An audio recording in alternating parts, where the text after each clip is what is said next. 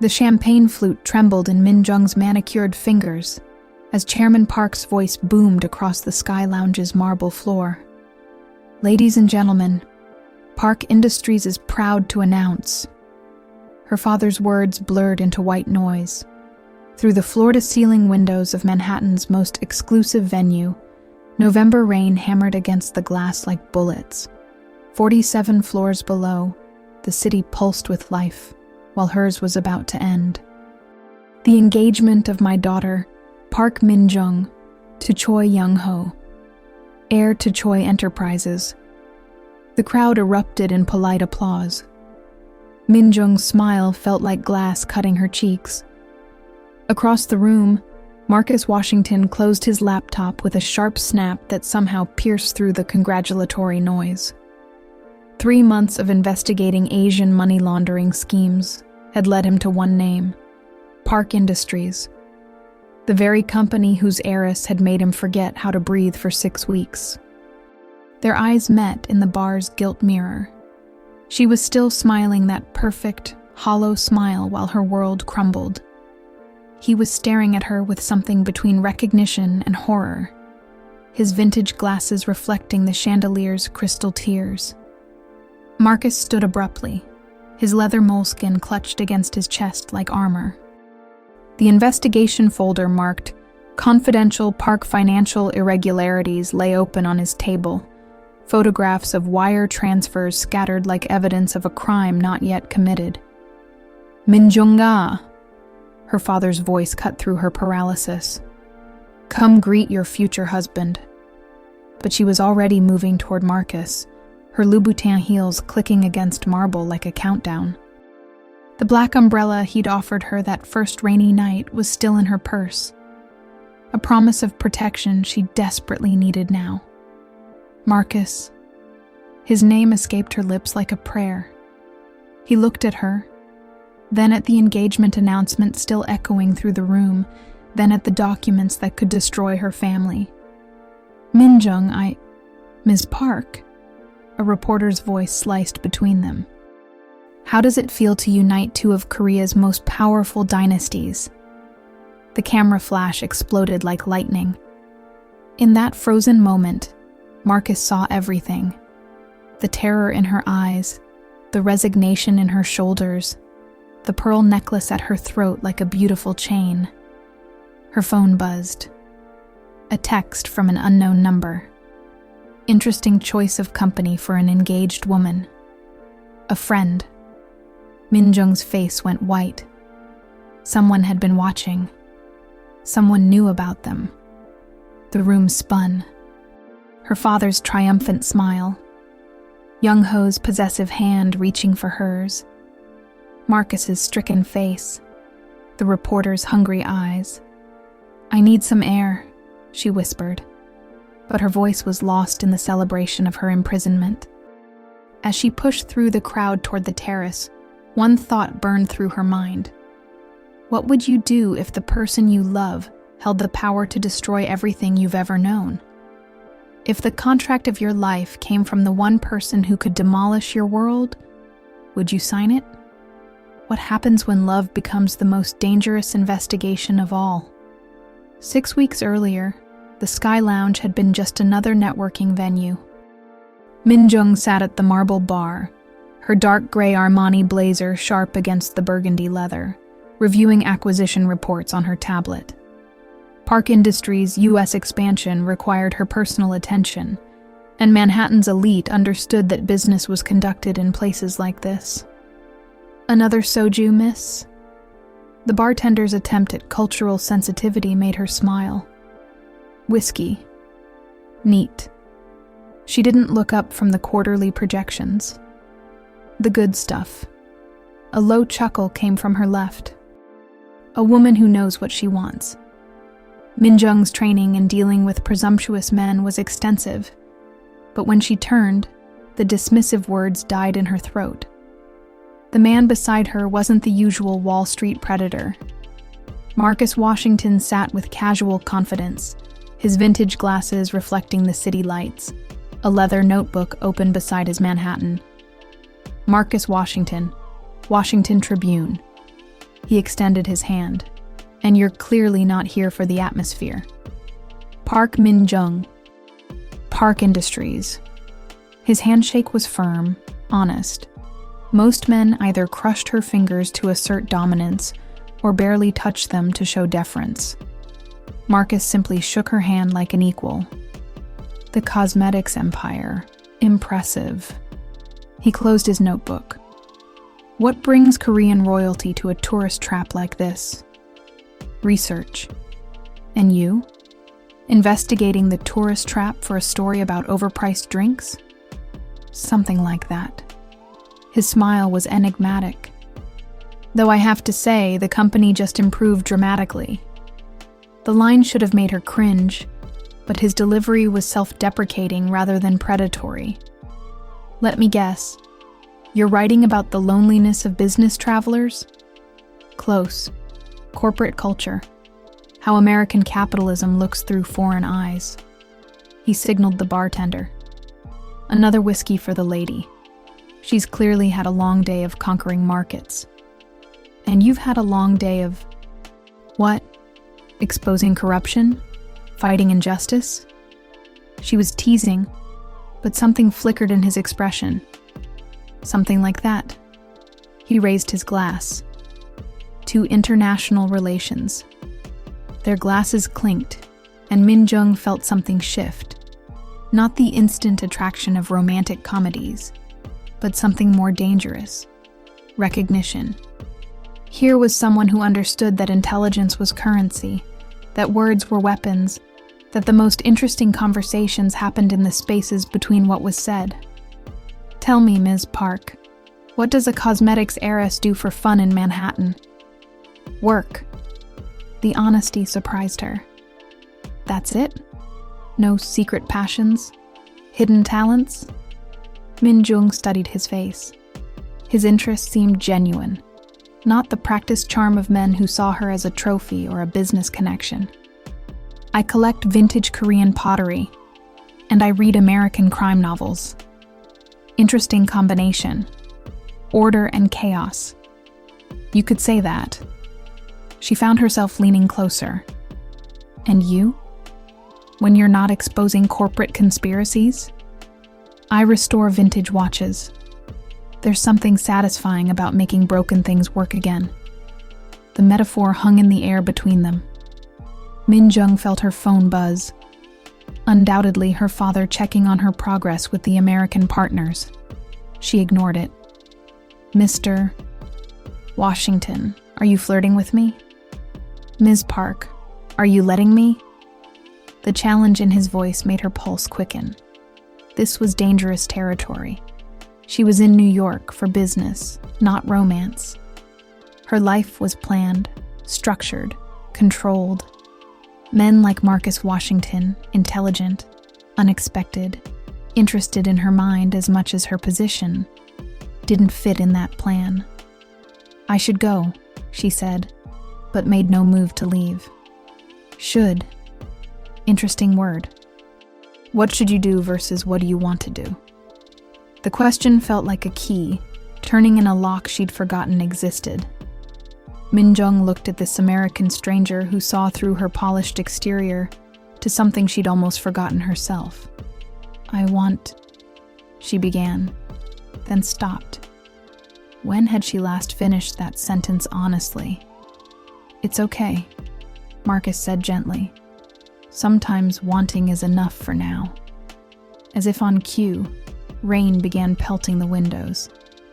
Marcus glanced outside, then at her. Looks like you might need this. He pulled a black umbrella from his bag. I can call a car. You could, or you could trust a stranger to walk you safely through a storm. The choice felt bigger than it should. Safe, controlled transportation, or an adventure with this man who made her forget she was supposed to be Park Industries' perfect heiress. Min-jung Park had spent 32 years making the right choice. Tonight, for the first time, she chose want over should.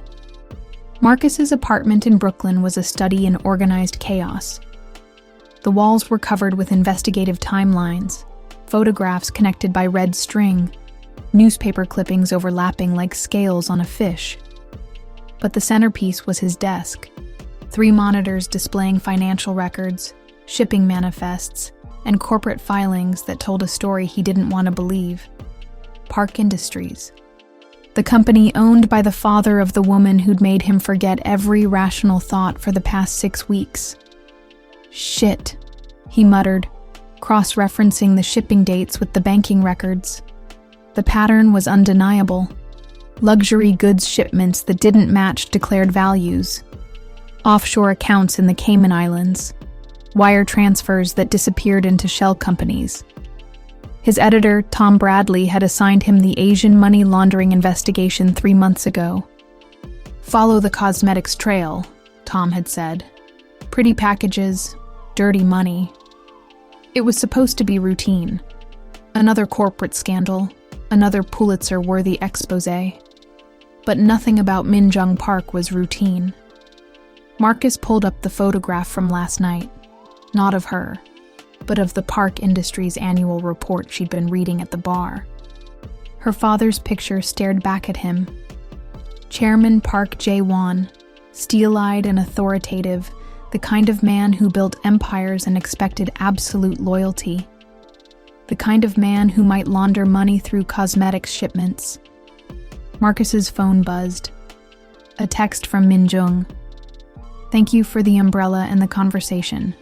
Both kept me dry. He stared at the message, then at the evidence scattered across his desk. Every instinct screamed that Min Jung was innocent. She'd talked about building something meaningful, about the responsibility of carrying her family's name with honor. That wasn't the philosophy of someone involved in criminal enterprises, but naivete could be as dangerous as complicity. Another text. Are you free for coffee? I know a place that serves actual Korean coffee, not the tourist version. Marcus looked at his deadline calendar. The Tribune wanted his article in 2 weeks. 2 weeks to prove that Park Industries was washing money through high-end cosmetics. 2 weeks that could destroy the reputation of the most compelling woman he'd ever met. His mother, Diane, had raised him to believe in justice above all else. Baby, if you have the power to expose the truth, you have the obligation to use it, she'd told him when he'd started at the Tribune. No matter who gets hurt. But she'd also taught him about love. About the woman she'd loved and lost because society couldn't accept their interracial relationship in 1980s Atlanta. About the chances you don't take, and the regrets that follow you forever. Marcus typed and deleted a dozen responses. Finally, I'd love to. But first, I need to ask you something. How well do you know your father's business operations? The 3 dots appeared and disappeared several times. Finally, well enough to know he'd never approve of me texting a journalist at midnight. Why? Direct. Honest. Exactly what he'd hoped for and feared. Research. I'll explain over coffee. Should I be worried? Marcus stared at the question. The truthful answer was yes. She should be very worried. His investigation was about to turn her life upside down, regardless of her innocence or guilt. But the other truth was that he was falling in love with her, and love made people do impossible things. Bring your umbrella. It might storm again. As he closed his laptop, Marcus caught his reflection in the black screen. His mother's voice echoed in his memory. Sometimes the biggest story isn't the one you came to tell, baby. Sometimes it's the one that happens while you're telling it. Tomorrow, he would either save Min Jung Park or destroy her. He was no longer sure which would require more courage. The small cafe in Koreatown buzzed with authentic energy that made Min Jung feel simultaneously at home and homesick. She'd chosen this place deliberately. If Marcus Washington was going to ask difficult questions, she wanted to be surrounded by the comfort of her native language and the smell of proper Korean coffee. He arrived precisely on time, his leather moleskin tucked under his arm like armor. The sight of him still made her pulse quicken. But today, something felt different. His usual easy confidence was replaced by something more cautious, more professional. "Ms. Park." He stood when she approached, a gesture her Korean sensibilities appreciated even as his formality concerned her. "After sharing an umbrella, I think we can use first names." She settled across from him, noting how he positioned his notebook within easy reach. "You said you had questions about my father's business." Marcus signaled the waitress in practiced Korean, ordering Americanos for both of them. The small gesture of cultural respect relaxed her slightly. "I'm working on a story about international financial practices," he began carefully. "Specifically, how legitimate businesses can sometimes be used to move money in questionable ways." Minjung's training kicked in, the same instincts that had helped her navigate Seoul's cutthroat business world. "And you think Park Industries might be involved in something questionable?" "I think your father is a very successful businessman who operates in multiple countries with different regulatory standards." Marcus's diplomatic phrasing didn't hide the underlying accusation. "Sometimes that creates opportunities." For what, exactly? He opened his moleskin, revealing pages of meticulous notes. Shipping discrepancies, declared values that don't match actual contents, financial transfers through entities that seem to exist only on paper. The coffee arrived, giving Minjung time to process. Her father was ruthless in business, demanding perfection and absolute loyalty. But criminal? The idea seemed absurd, yet Marcus's evidence was clearly extensive. "Show me," she said quietly. For the next hour, Marcus laid out his investigation with the precision of a surgeon. Shipping manifests that listed cosmetics worth millions being transported in containers too small for the declared quantities. Bank transfers from Park Industries to shell companies in tax havens.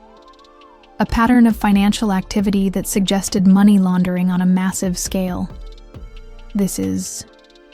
Minjung studied the documents, her business acumen warring with her filial loyalty.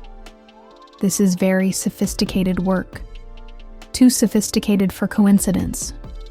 She looked up from the papers. "What do you want from me?" "The truth. Do you know about any of this?" The directness of the question cut through her defenses. "No. I handle product development and U.S. market expansion. My father manages international finance personally." "Would you tell me if you did know?" The challenge hung between them like a sword. Minjung realized this was a test, not just of her honesty, but of her character. Everything they'd built in their brief acquaintance, every moment of connection, hinged on her answer. "Yes," she said finally. "If my father is doing something illegal, I need to know." The company employs 12,000 people. Their livelihoods depend on Park Industries maintaining its reputation. Marcus leaned back, something in his expression shifting. "You really didn't know? You sound surprised." "I am.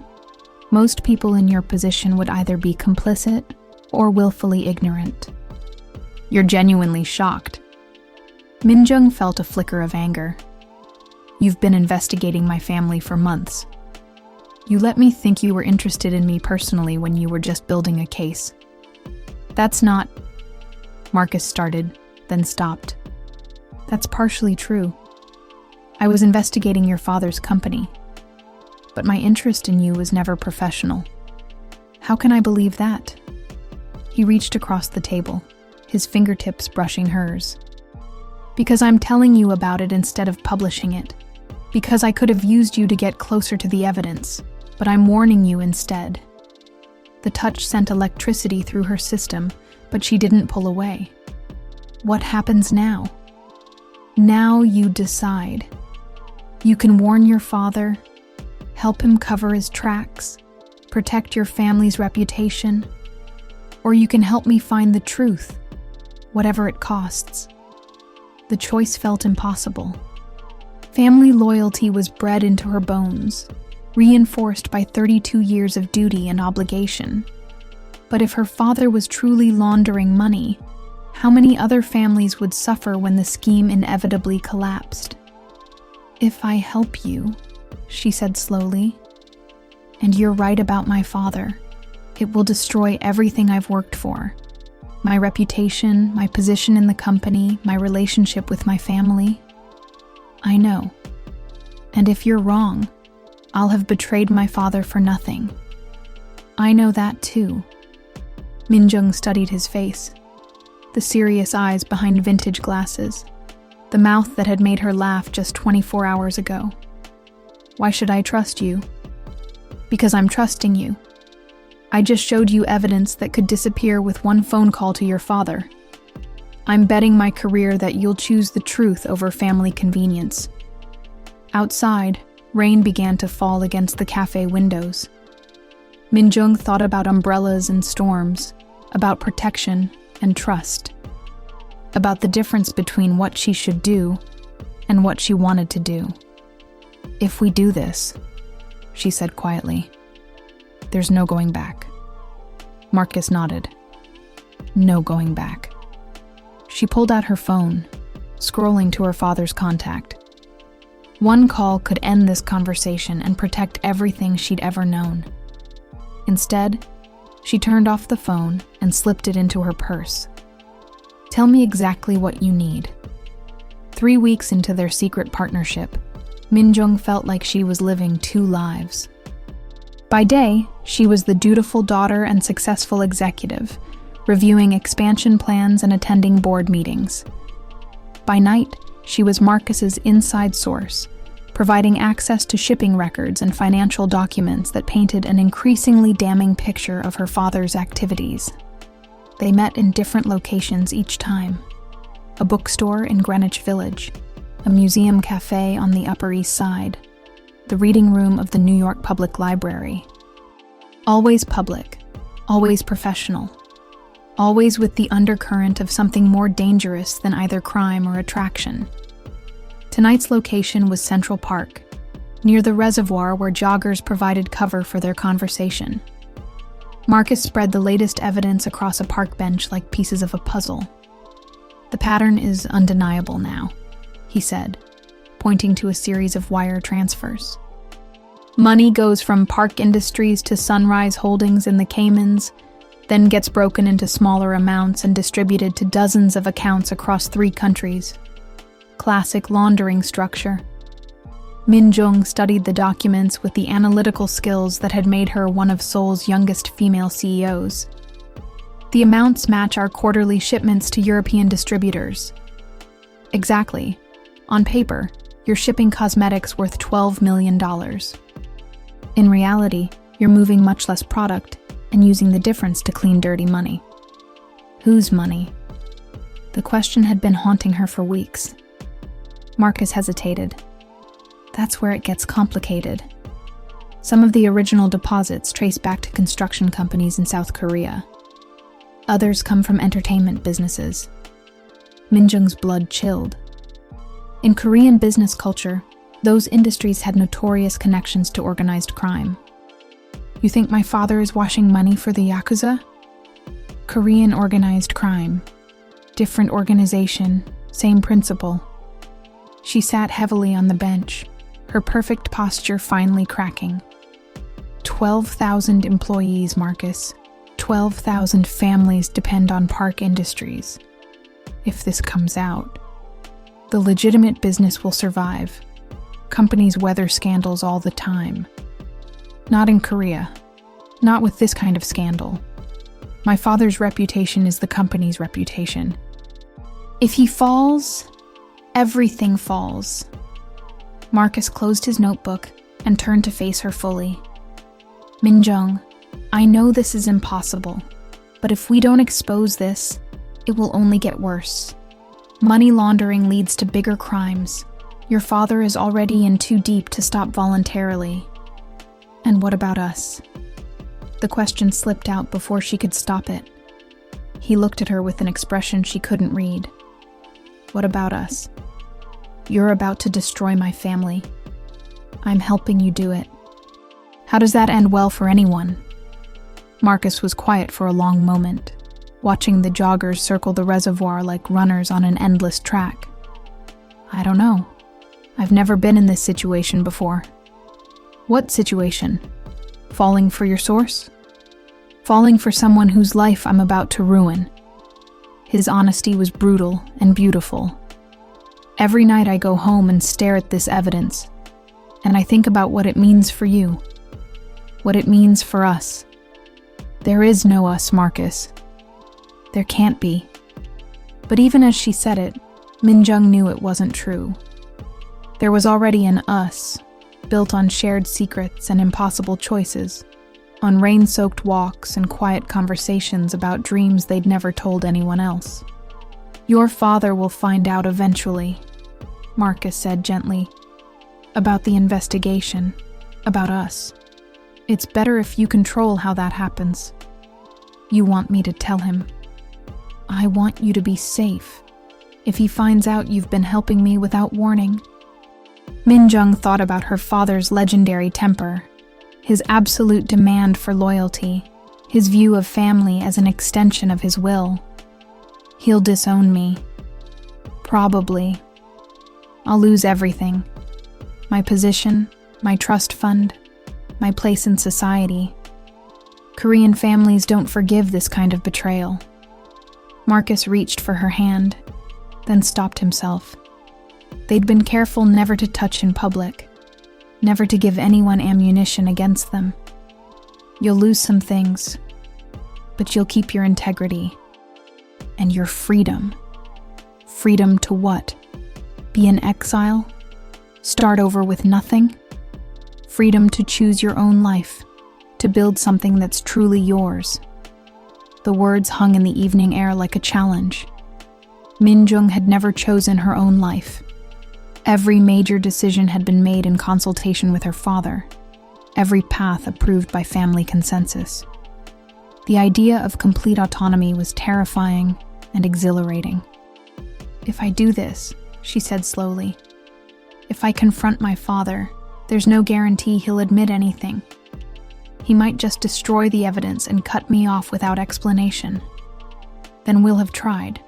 That has to count for something. Minjung looked at Marcus, really looked at him. This man who'd accidentally wandered into her controlled existence and shown her what choice looked like, who'd risked his career to include her in his investigation instead of simply using her, who looked at her like she was someone worth saving, even from her own family. I need to think about this. How long? Give me 3 days.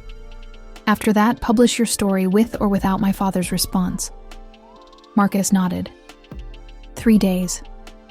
As they gathered the documents, their hands brushed briefly.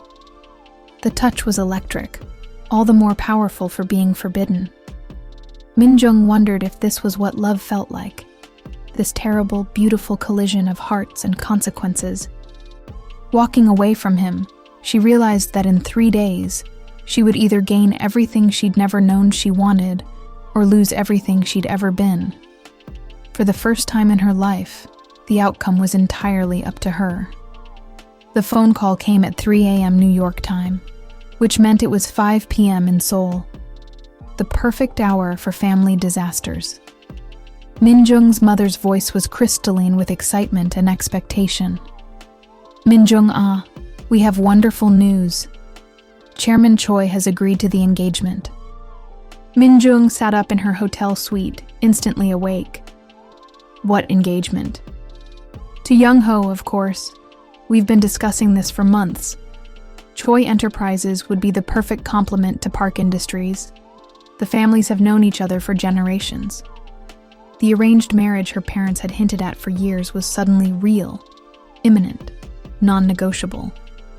Iyama, I haven't agreed to anything.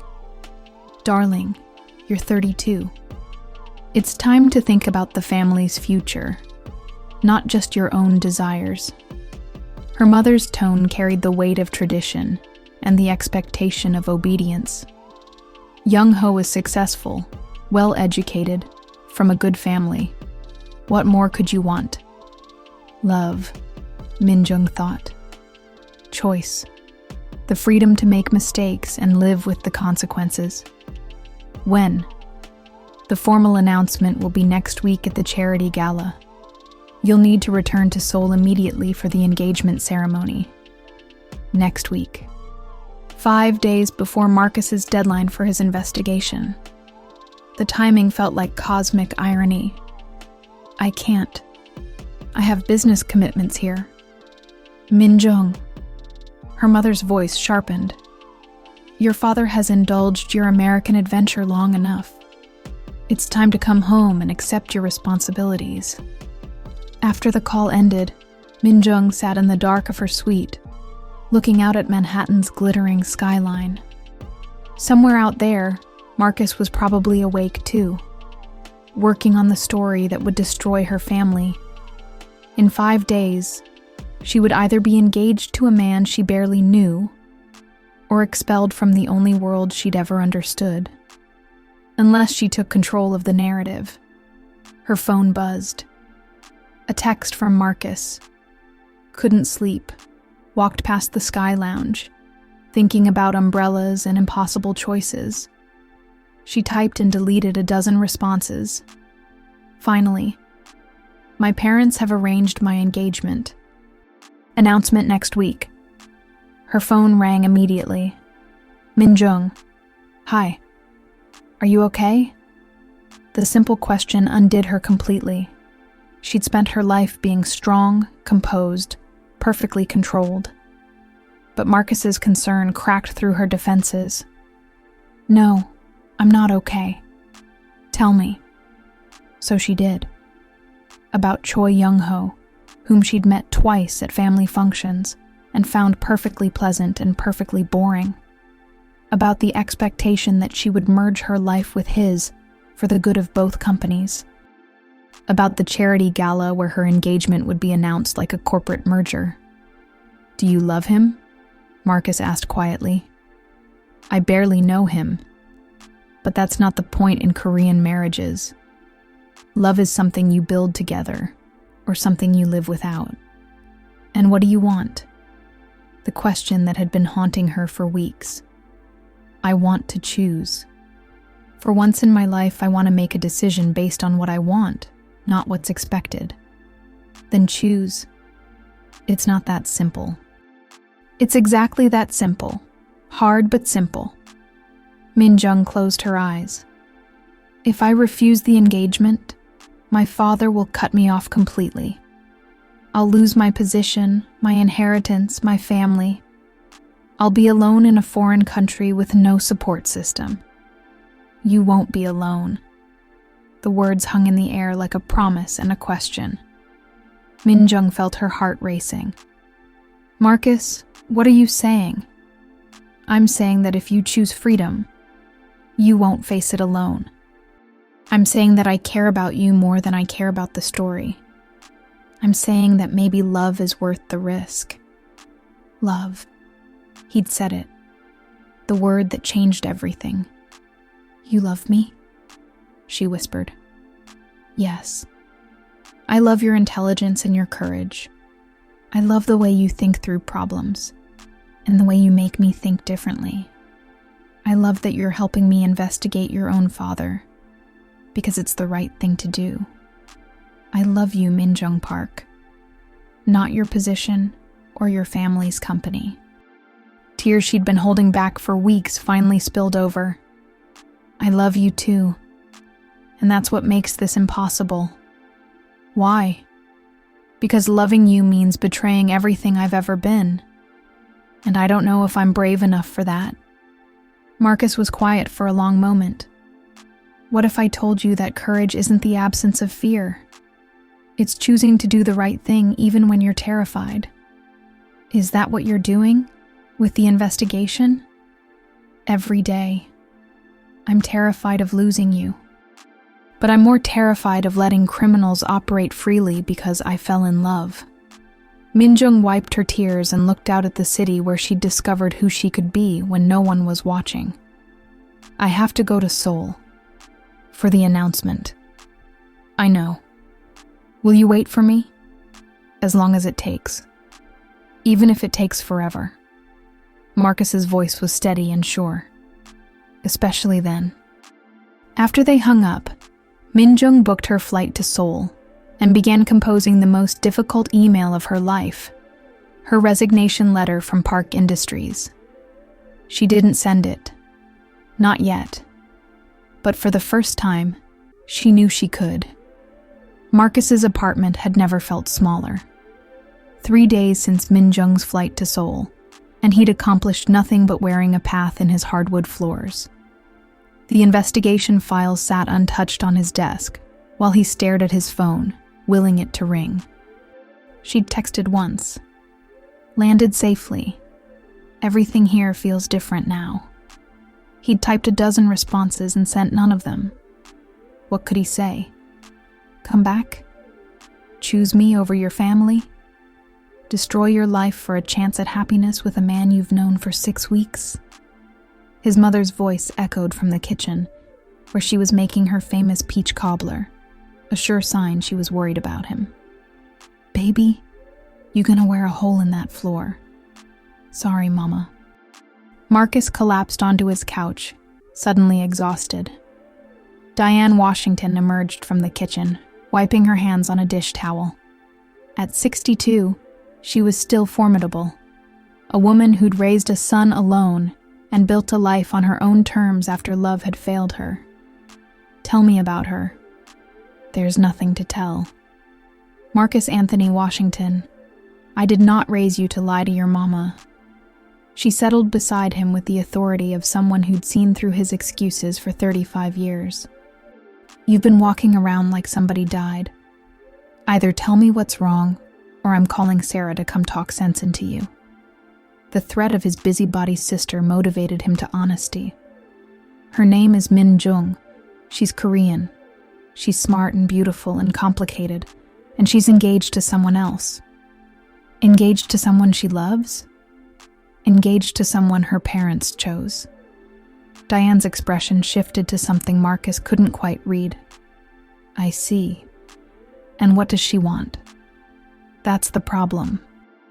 I think she wants to choose for herself, but the cost is everything she's ever known. His mother was quiet for a long moment, studying his face with the intensity that had made him confess every childhood transgression. What aren't you telling me? Marcus hesitated, then decided his mother deserved the truth. I'm investigating her father's company for money laundering. She's been helping me. If the story comes out, it'll destroy her family's reputation. And if it doesn't come out, the criminal activity continues, maybe gets worse. Diane nodded slowly. So she has to choose between her family and doing what's right. And you have to choose between love and justice. Something like that. Baby, let me tell you something about impossible choices. His mother's voice carried the weight of experience. When I was 25, I fell in love with a Korean man. This was 1988, mind you.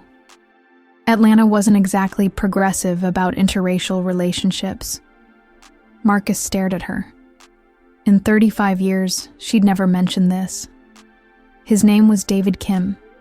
He was a medical student at Emory, brilliant and kind and everything I thought I wanted.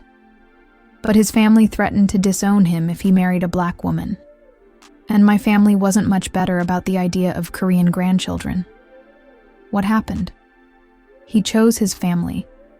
I chose my pride. We both chose wrong. Diane's eyes were distant with old pain. 2 years later, I met your father, and we had you. I don't regret that. But I always wondered what would have happened if one of us had been brave enough to fight for what we wanted instead of what was expected. Marcus felt like he was seeing his mother for the first time. You think I should fight for Min-jung. I think you should decide what you can live with. Can you live with publishing a story that ruins the woman you love?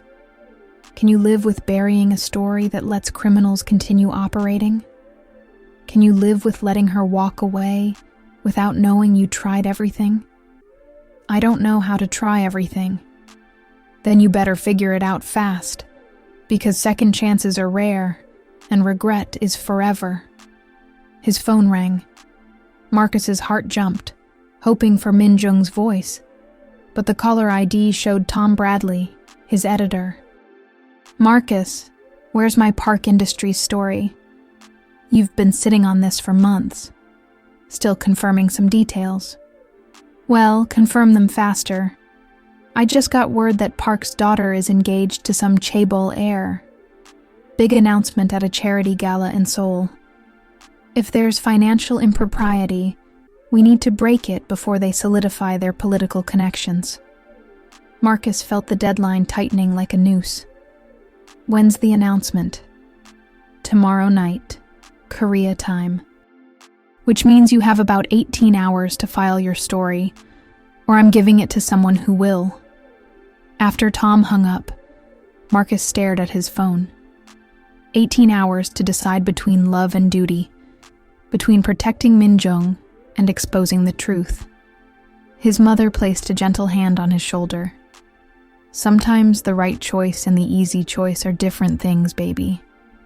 But you've never been one to take the easy path. Marcus looked at the investigation files, then at his phone, then at his mother's understanding smile. Mama, how do you feel about an emergency trip to Seoul? I feel like it's about time you fought for something that matters. Within 2 hours, they were both booked on the next flight to Korea. Marcus's resignation letter to the Tribune was drafted but not sent. His laptop packed with enough evidence to destroy Park Industries, or enough ammunition to force Chairman Park into cooperation. He still didn't know which choice he'd make when he faced Min Jung again, but he was done making that choice from 7,000 miles away. The Shilla Hotel's presidential suite felt like a gilded cage. Min Jung stood at the floor-to-ceiling windows, watching Seoul's neon heartbeat pulse against the night sky. Tomorrow evening, at the Park Foundation's annual charity gala, she would smile for the cameras and accept congratulations on her engagement to Choi Young-ho. She'd tried to feel something for him during their formal meeting that afternoon. Young-ho was everything her parents had promised. Handsome, successful, educated at Harvard Business School. He spoke 3 languages, had impeccable manners, and treated her with the respectful courtesy of a business merger, which, she supposed, was exactly what their marriage would be. You look thoughtful, Young-ho had said over tea at the Lotte Hotel. I hope you're not having second thoughts. Are you? She'd countered. Not at all. We're well suited. Similar backgrounds, compatible goals, mutual respect. Many successful marriages have started with less. Mutual respect. The phrase felt like a tombstone inscription for everything she'd discovered she wanted. Her phone buzzed. A message from Sarah in New York. Are you really doing this? Because if you are, I need to book a flight to come talk sense into you. Min Jung typed, I'm doing what's expected. That's not an answer. Are you happy? The question hung on the screen like an accusation. Happy. When had her happiness become a consideration in any family decision? She started to type a diplomatic response, then stopped. Sarah was the only person who might understand the impossible position she was in. Instead of texting, she called. Finally. Sarah's voice was warm with relief. I was starting to think they'd confiscated your phone. They might as well have. I've had exactly 30 minutes to myself since I arrived. How was the meeting with Prince Charming? Pleasant, polite, perfectly acceptable. Wow. Try to contain your enthusiasm. Sarah's dry humor was exactly what Min Jung needed. And how do you feel about spending the rest of your life with perfectly acceptable? Min Jung closed her eyes. I keep thinking about Marcus. The journalist? Min Jung, please tell me you didn't fall for a man who's investigating your family.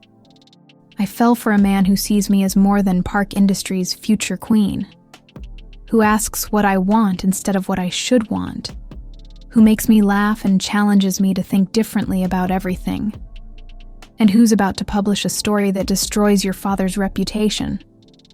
The reminder hit like a physical blow. Yes. Honey, this is what we call a conflict of interest.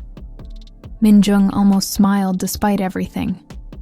Thank you for the legal perspective. I'm serious. You're in love with someone whose professional duty requires him to hurt you. How does that work long term? It doesn't. That's why I'm here, accepting an engagement to a man I'll never love. Sarah was quiet for a moment. Can I tell you something? About my own impossible situation? What do you mean? I've been seeing someone for 8 months. David Martinez. He's a public defender, brilliant and passionate, and everything I want in a partner. And I haven't told my parents because he's Mexican-American, and they have very specific ideas about who I should date. Min-jung sank into the suite's leather armchair. Sarah, why didn't you tell me? Because I know how it sounds. Rich Korean-American lawyer rebels against family expectations by dating outside her race. It's a cliché. But it's also my life, and I'm tired of hiding it. What are you going to do? I'm telling them next week. After I figure out how to explain that love doesn't follow a strategic plan. The parallel hit Min-jung with stunning clarity. We're both choosing between love and family approval. The difference is, you have a choice between love and duty. I have a choice between love and convenience. Your stakes are much higher. Min-jung looked out at Seoul's familiar skyline, thinking about the distance between this moment and the rainy night she'd shared an umbrella with Marcus Washington. What if I told you that I've been helping Marcus with his investigation? That I've seen evidence suggesting my father might actually be involved in money laundering? The silence stretched so long that Min-jung wondered if the call had dropped. Sarah? I'm here. I'm just processing. You're telling me that you're in love with a journalist who's investigating your father. You've been providing him with evidence, and you're about to announce your engagement to someone else. That's an accurate summary. Min-jung, you have to know this can't end well. I know. If your father finds out you've been working with Marcus, he'll never forgive you. If Marcus publishes his story, your family's reputation is destroyed. If you go through with this engagement, you'll spend the rest of your life wondering what might have been. So what would you do? Sarah's answer came without hesitation. I'd choose love. Every time. No matter the cost. Because a life lived for other people's expectations isn't really a life at all. After they hung up, Min-jung sat in the silence of the presidential suite, surrounded by luxury that felt increasingly hollow. Her engagement dress hung in the closet like a beautiful shroud. Her phone held Marcus's contact information and 3 weeks of text messages that represented the only authentic relationship she'd ever had. Tomorrow night, she would become engaged to Choi Young-ho in front of Seoul's elite, cementing an alliance that would secure both families' futures. Unless she chose to break every rule she'd ever followed. Min-jung picked up her phone and scrolled to Marcus's number. Her finger hovered over the call button. One conversation could change everything. Or destroy it all. She pressed call. Marcus had been to Seoul twice before, but never like this. Never carrying evidence that could topple one of Korea's most powerful families. Never with his heart racing every time he glimpsed a woman with shoulder-length black hair. Never with his mother beside him on what might be the most important mission of his life. The taxi ride from Incheon Airport gave him time to study the city with different eyes. Min-jung's eyes. The gleaming towers of Gangnam. The neon signs reflecting off the Han River. The perfect integration of ancient and ultra-modern that she'd described during their long conversations. She's from all this, his mother observed. watching the luxury boutiques and high-end restaurants flow past their window. Yeah, Marcus felt the weight of their different worlds more acutely than ever. Her family's company probably owns half the buildings we're passing, and you're about to write a story that could bring it all down. If the evidence is correct. Diane Washington gave him the look that had seen through his excuses since childhood. Baby, the evidence has been correct for weeks. The question is whether you're going to use it. Marcus's phone buzzed. A message from Min Jung. I called you last night. Can we meet? Everything is happening too fast. His heart rate spiked. She wants to see me. Good. Where? Marcus typed quickly. I'm in Seoul. Tell me where. The response came immediately. You're here? Why? To fight for what matters. Where can we meet safely? Namsan Tower. Tourist area. Easy to blend in. 1 hour. As their taxi navigated Seoul's traffic, Marcus tried to prepare for every possible scenario. Min Jung might have decided to fully commit to her family's expectations. She might warn him away from the story. She might ask him to bury the investigation entirely. Or she might be ready to choose a different path. Namsan Tower rose above the city like a beacon, its observation deck offering panoramic views of Seoul's sprawling metropolis. Marcus arrived early and positioned himself near the railing, scanning the crowd for the woman who'd become the center of his universe. He saw her before she saw him, elegant in a camel wool coat, her hair catching the late afternoon light as she moved through the tourists with practiced grace. But something was different. The confidence that had first attracted him was tempered by uncertainty, as if she was walking toward a future she couldn't quite see. Marcus. His name on her lips sounded like relief and terror combined. Hi. They stood facing each other awkwardly, suddenly strangers again despite weeks of intimate conversations. The weight of everything unsaid stretched between them. You came, she said finally. You called. I shouldn't have. This complicates everything. Marcus moved closer, lowering his voice. Everything's already complicated. I'm investigating your father. You're engaged to someone else. We're in love with each other. How much more complicated can it get? Min Jung looked out over the city spread below them. Tomorrow night, my engagement will be announced at the Park Foundation Gala. 200 of Seoul's most influential people will celebrate the merger of our families. And how do you feel about that?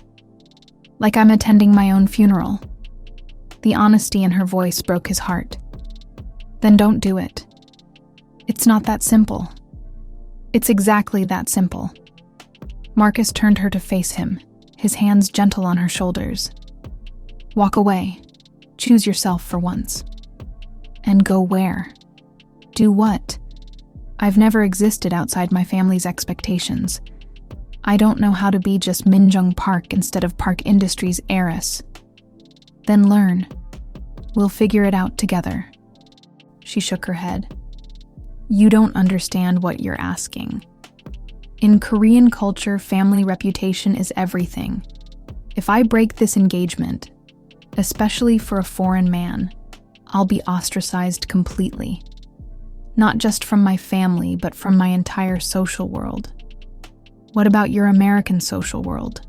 Your friends like Sarah? That's different. That's temporary. This is my real life. Marcus felt something cold settle in his chest. Your real life. As opposed to what? The time you spent with me? Min Jung's eyes filled with tears. That's not what I meant. Isn't it? Because it sounds like you've already decided that your real life is here, with your arranged husband, and your family's approval. Marcus, please try to understand. I understand perfectly. The words came out harsher than he intended. I understand that you're choosing the safe path, the acceptable path, the path that doesn't require you to risk anything. I'm risking everything by meeting you here."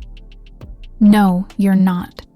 Tomorrow night you'll put on a beautiful dress and smile for the cameras and marry a man you don't love, and none of this will have mattered." The accusation hung between them like a blade. Minjung stepped back as if he'd struck her. "You think this is easy for me? I think you're scared, and I understand being scared. But I also think you're using your family's expectations as an excuse to avoid making a real choice." "A real choice?" Minjung's voice rose, drawing glances from nearby tourists. "You want me to abandon everything I've ever known for a relationship that started 6 weeks ago? To trust my entire future to a man who's about to destroy my father's reputation?" The question cut to the heart of their impossible situation. Marcus looked at this woman he loved, brilliant, torn, standing at the crossroads of two completely different lives, and realized he was asking her to leap into an abyss with no guarantee of safety. "Yes," he said quietly. "That's exactly what I'm asking. Because that's what love is. It's choosing someone even when the choice is terrifying." Minjung wiped her tears with the back of her hand, a gesture so vulnerable it nearly undid his resolve. "And what about your story? Win or lose, you're still going to publish it, aren't you?" Marcus hesitated. The honest answer was yes. If his investigation was accurate, he had an obligation to expose the truth regardless of personal cost. But looking at Minjung's stricken face, he wondered if there was a way to pursue justice without destroying the woman he loved. "I don't know," he said finally. "I honestly don't know." "Then we're both lying to ourselves." Minjung pulled her coat tighter against the autumn wind. "You want me to choose love over duty, but you won't make the same choice. You'll sacrifice our relationship for your career just as surely as I'll sacrifice it for my family." The accuracy of her observation was devastating. They were both trapped by competing loyalties, both asking the other to make sacrifices they weren't sure they could make themselves. "Minjung, I have to go. The engagement party is tomorrow, and I need to prepare." "Wait." Marcus reached for her hand, desperate to find words that could bridge the impossible gap between them. "What if there was another way? What if I could get your father to cooperate with the investigation, clean up the money laundering voluntarily, avoid criminal charges? In exchange for what?" "In exchange for you. Your freedom. Your choice." Minjung stared at him. "You would bargain with a criminal for me? I would do anything for you. The question is whether you'd do anything for us." She pulled her hand from his grasp. "Don't ask me to answer that question. Not when we both know what my answer has to be." Walking away from him, Minjung looked smaller somehow, as if the weight of her choices was physically crushing her. Marcus watched until she disappeared into the crowd, then stood at the observation deck railing until the city lights began to twinkle below like fallen stars. His mother found him there an hour later, still staring out at Seoul's vast expanse. "How did it go?" she asked gently. "About as well as expected." "Which means?" Marcus turned away from the view. "Which means I have 18 hours to figure out how to save the woman I love from the consequences of loving me back." The Park Industries headquarters occupied 3 floors of Seoul's most prestigious business district. Its glass and steel facade reflecting the power and ambition that had built one of Korea's most successful companies. Marcus stood across the street, studying the building where Chairman Park commanded an empire and controlled his daughter's life with equal authority. He'd spent the night researching Korean business etiquette, rehearsing the words that might convince a patriarch to surrender his power for his daughter's happiness. The leather portfolio in his hands contained enough evidence to destroy Park Industries, or enough leverage to free Minjung from her golden cage. The decision of which purpose it would serve remained entirely up to Chairman Park. Marcus's phone buzzed with a text from his mother. Remember, baby, respect gets you in the door, but truth gets you results. The elevator to the 42nd floor felt like ascending to Mount Olympus. Korean business culture demanded precision in everything from dress to language, and Marcus had chosen his most conservative suit, his most formal language, his most respectful demeanor. The receptionist's English was flawless, but cautious. "Mr. Washington, Chairman Park is very busy today. Are you certain he's expecting you? Please tell him I'm here to discuss his daughter's future. And Park Industries' future. He'll understand the connection." 20 minutes later, Marcus found himself in a corner office that commanded panoramic views of Seoul. Chairman Park Jae-won rose from behind a desk that could have served as a landing strip, his perfectly tailored suit and steel gray hair radiating the authority of a man accustomed to absolute control. "Mr. Washington." Park's English was precise, cultured, and cold. "My assistant tells me you wish to discuss my daughter. I find this presumptuous." Marcus bowed slightly, the formal gesture Sarah had coached him on during a frantic midnight phone call. "Thank you for seeing me, Chairman Park. I believe we have mutual interest to discuss." "I doubt that very much." Park remained standing, a power move designed to keep their meeting brief. "You are a journalist. I am a private businessman. We have nothing to discuss. We both want what's best for Minjung." Park's expression didn't change, but something flickered in his eyes. "You will address my daughter as Ms. Park, and I will determine what is best for her, not a foreign stranger." Marcus opened his portfolio, removing a selection of the financial documents that had consumed months of his life. "Perhaps. But I think you'll find that your determination might be influenced by these." Park glanced at the papers, and Marcus saw the exact moment when recognition hit. The chairman's face went completely still, the expression of a man realizing his secrets were no longer secret. "Where did you get these?" "That's less important than what they represent. Wire transfers, shipping manifests, banking records, a very sophisticated money laundering operation using Park Industries as a front." Park moved to his desk chair but didn't sit, his hands flat on the polished surface. "And what do you intend to do with this alleged evidence?" "That depends on you." Blackmail." "Not blackmail. A negotiation." Chairman Park finally sat, his posture still perfect despite the circumstances. "Explain." Marcus took the chair across from the desk, acutely aware that he was sitting where titans of industry came to make deals worth billions. "Your daughter is in love with me. I'm in love with her. But she feels obligated to honor the engagement you've arranged. As she should. Family duty is more important than personal desires. Is it more important than her happiness? Happiness is temporary. Family honor is permanent." The coldness of the statement took Marcus's breath away. This was the worldview that had shaped Min Jung's entire existence. Duty over desire, obligation over choice, family reputation over individual dreams. "Chairman Park, with respect, your daughter is one of the most brilliant businesswomen I've ever met. She's expanded Park Industries into new markets, increased profits by 30% in 2 years, and earned the respect of competitors half her age. She deserves the right to choose her own future. She has chosen. She has accepted the engagement to Young-ho. She's accepted what she believes is inevitable. But you have the power to give her a real choice." Park's smile was thin and humorless. "And in exchange for this gift, you will suppress your story about my alleged financial improprieties. I will work with you to resolve any irregularities through proper channels.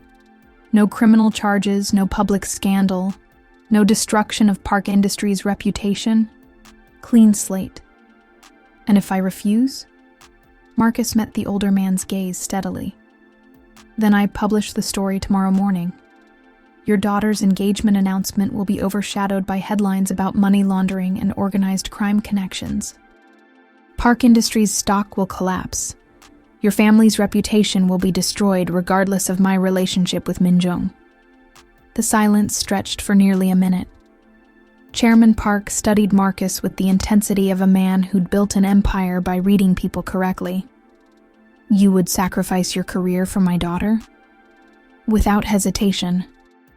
And she would sacrifice her family for you? Marcus thought about Min Jung's tears at Namsan Tower. Her terror at the thought of losing everything she'd ever known. I don't know. But she should have the chance to make that choice freely. Park rose and walked to the windows overlooking Seoul. Mr. Washington, you are asking me to abandon 30 years of tradition, to accept that my daughter's judgment is superior to my own. I'm asking you to trust that love can build something stronger than duty, that Min Jung's happiness matters more than your control. Chairman Park turned, and for the first time, Marcus saw something human in his expression. The exhaustion of a man who'd carried absolute responsibility for too long. Do you know why I arranged this marriage? To consolidate business interests, to maintain social status, to protect her. Park's voice was quiet, almost vulnerable. Min Jung is brilliant, yes. But brilliance makes enemies. Young-ho comes from a family that understands power, that can shield her from those who would use her success against her. You offer her nothing but uncertainty. I offer her choice, freedom, the right to build a life based on what she wants, not what's expected. And when that freedom destroys her, when American society rejects her for being too Korean, and Korean society rejects her for being too American, when she's caught between two worlds with no safety net, Marcus felt the weight of the chairman's concerns. They were real, valid, born from a lifetime of protecting his daughter from forces she might not even recognize. Then she'll have someone who loves her enough to help her find her place. Someone who sees her as she is, not as what she represents. Park was silent for a long time, studying the city he'd helped shape. You investigated my company for months. You have evidence that could destroy everything I've built. And yet you're offering to negotiate instead of simply publishing. Yes. Why? Because destroying you destroys her, and I love her too much to be the cause of her pain. Chairman Park returned to his desk and sat heavily, suddenly looking every one of his 58 years. Mr. Washington, the business irregularities you've discovered, they were not my choice. 3 years ago, certain individuals made it clear that Park Industries could either cooperate with their financial needs or face consequences that would have destroyed the company and endangered my family. Marcus leaned forward. You're saying you were coerced? I'm saying that sometimes powerful men discover they are not as powerful as they believed. Park's voice carried the weight of compromise and regret. The money laundering operation was designed to end after 2 years. But these individuals have proven difficult to dismiss. What kind of consequences were you threatened with? The kind that target families, not just businesses. The kind that make fathers do anything to protect their children. Understanding dawned on Marcus. You arranged Min Jung's engagement to Young-ho to protect her. The Choi family's connections could shield her from retaliation if the money laundering was exposed. Young-ho's grandfather has extensive relationships with people who resolve problems quietly. Marriage to their family would make Min Jung untouchable. Marcus felt the careful architecture of his assumptions crumbling. So, you're not a criminal. You're a victim. I am a father who made difficult choices to protect his daughter. Whether that makes me a criminal is a matter of perspective. The revelation changed everything. Chairman Park wasn't the villain of Min Jung's story. He was another victim of circumstances beyond his control, trying to navigate impossible choices with limited options. What if there was another way? Marcus asked carefully. What if the Washington Tribune's investigation could expose the real criminals while protecting your family? What if Min Jung's safety didn't require sacrificing her happiness? Park studied him with renewed interest. Continue.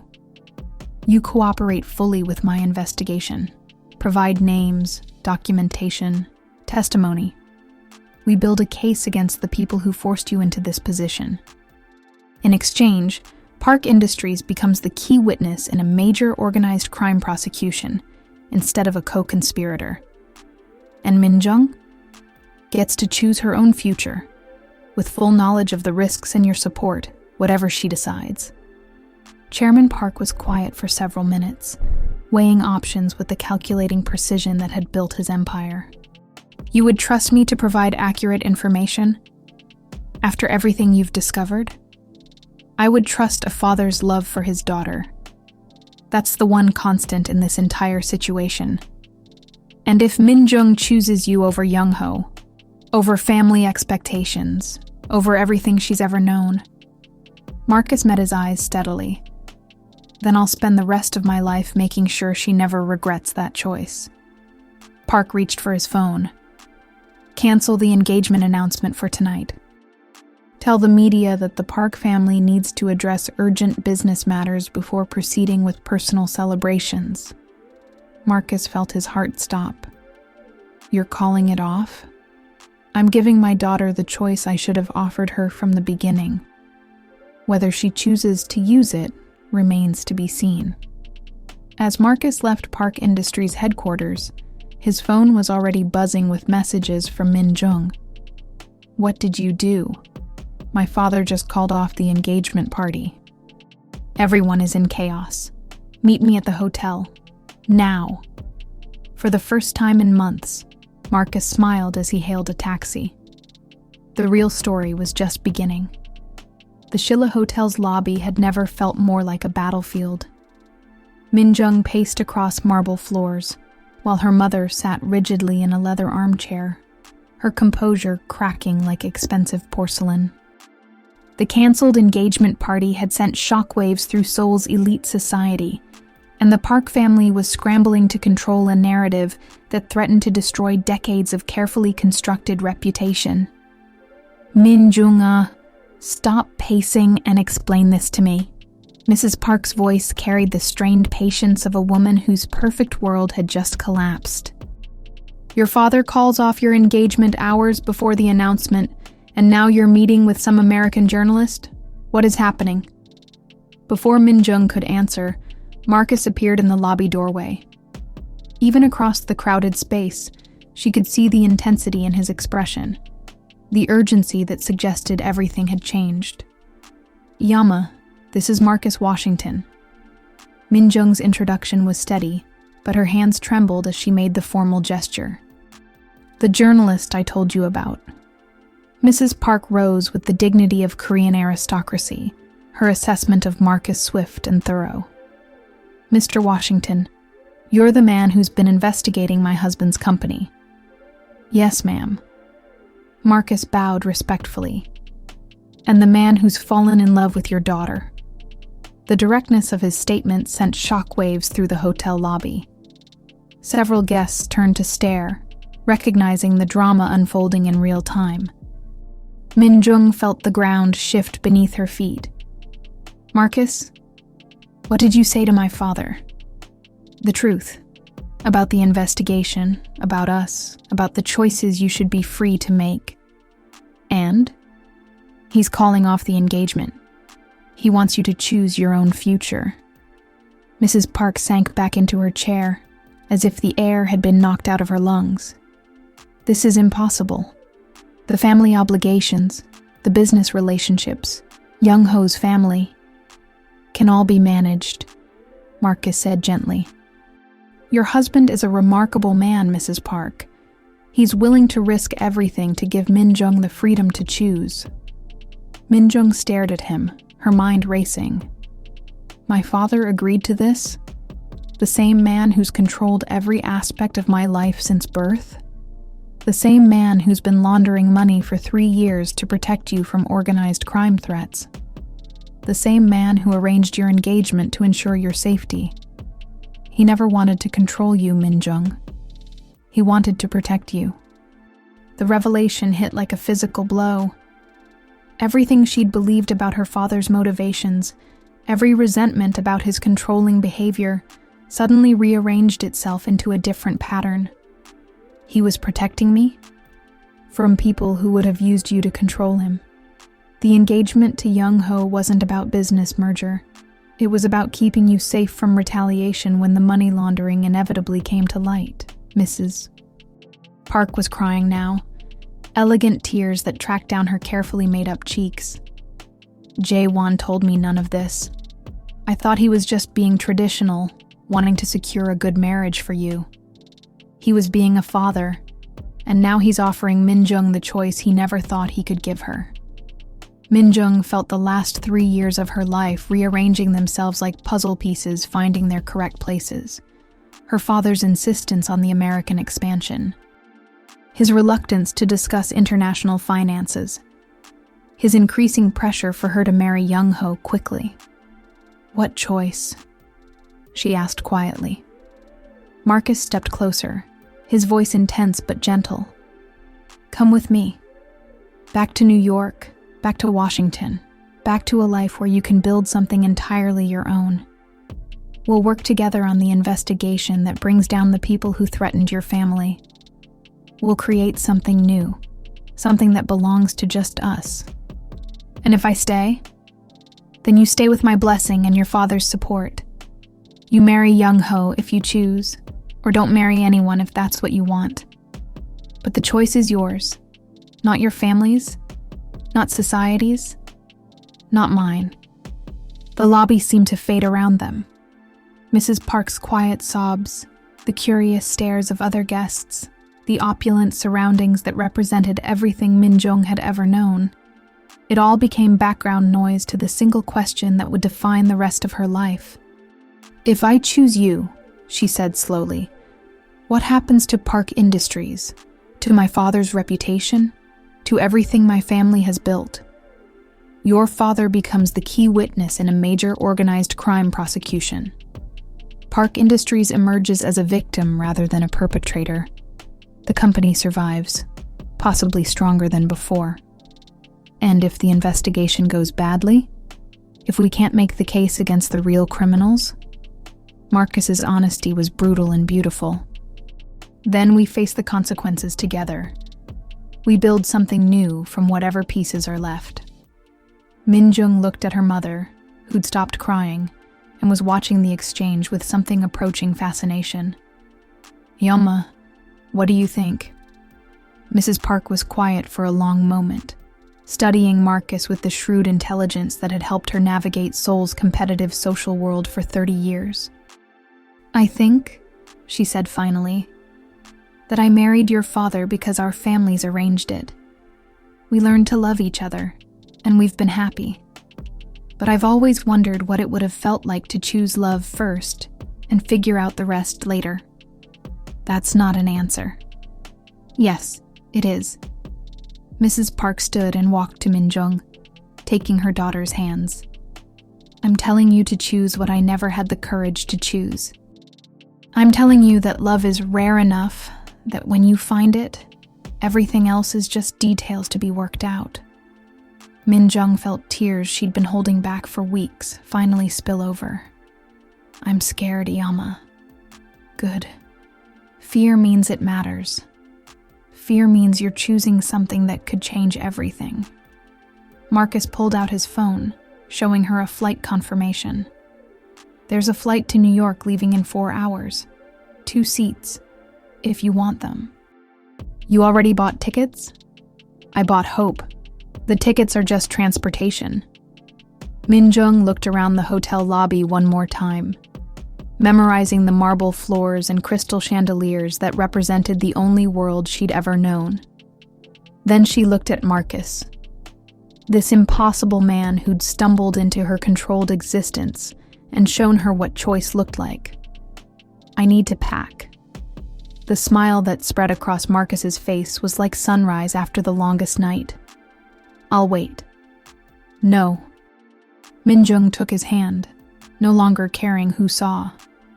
You'll help. We'll pack together. We'll face whatever comes next together. Mrs. Park watched her daughter take the hand of the American journalist who'd just turned their family's world upside down. Minjunga? Yes, Aoma. Your father is going to be very proud of you. As they walked toward the elevator that would take them to Minjung's suite to pack for a future she couldn't imagine, Marcus's phone buzzed with a text from his editor. Where's my Park Industries story? The engagement announcement was just canceled. Something big is happening. Marcus looked at the message, then at Minjung. My editor wants the story. What are you going to tell him? Marcus deleted the message without responding. That some stories are more important than deadlines. That some investigations are worth changing your entire life for. And your career? We'll survive. We'll adapt. We'll become something new, just like everything else. In the elevator, as Seoul's skyline grew smaller through the glass walls, Minjung realized she was no longer afraid. She was free. The flight from Seoul to New York felt like traveling between worlds. Minjung sat by the window, watching Korea disappear beneath the clouds while Marcus worked on his laptop beside her, transforming months of investigation into a story that would change everything. But it was the quiet conversation with his mother, 3 rows behind them, that kept replaying in Minjung's mind. You sure about this, baby? Diane Washington had asked Marcus during their layover in Tokyo. You're betting everything on a woman you've known for 6 weeks. I'm betting everything on love, Mama, the way you should have with David Kim. Minjung had pretended to sleep, but every word of their conversation etched itself into her memory. Marcus's mother had loved a Korean man 40 years ago, had given him up for family pressure and social expectations, had spent decades wondering what might have been. Now, as the plane crossed the Pacific, Minjung turned to Marcus.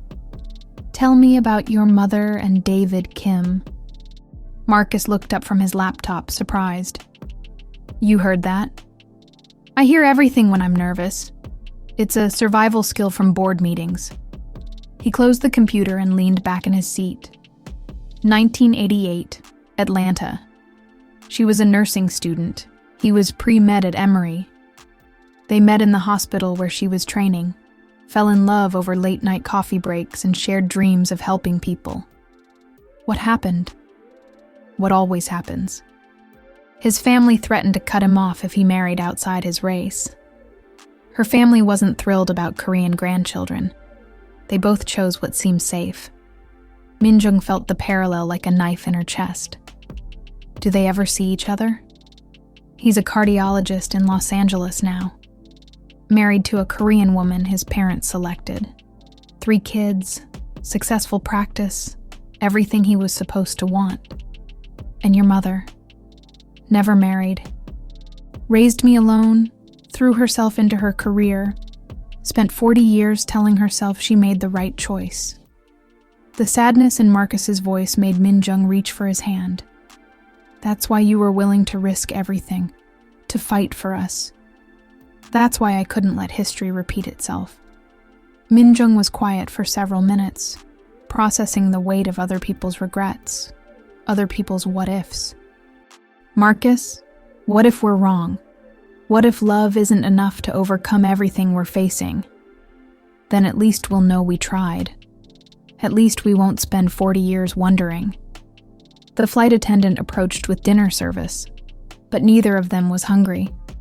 They were too focused on the conversation that would define their future. I've been thinking about what comes next, Minjung said carefully. When we land in New York, I'll be completely displaced.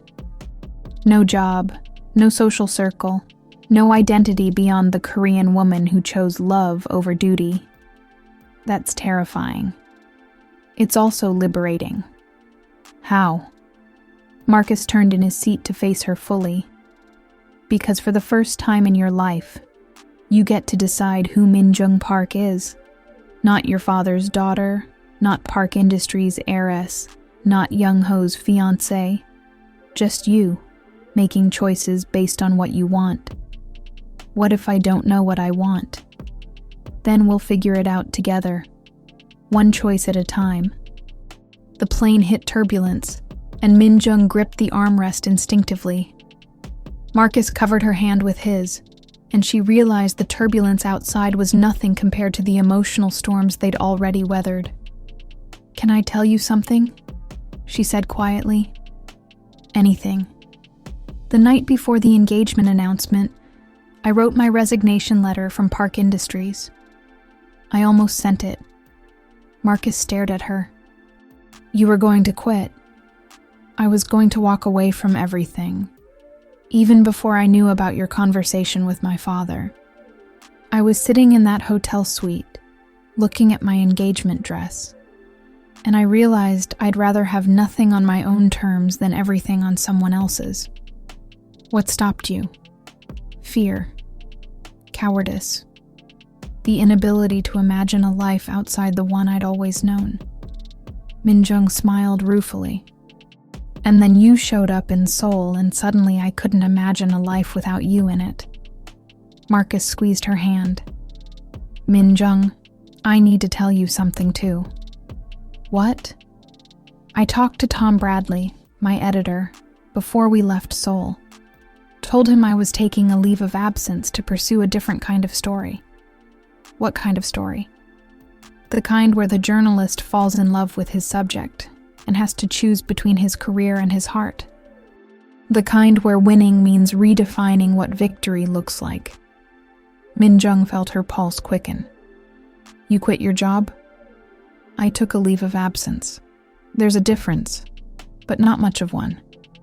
"Marcus, you can't sacrifice your career for me. I won't be responsible for..." "Hey." His voice was gentle but firm.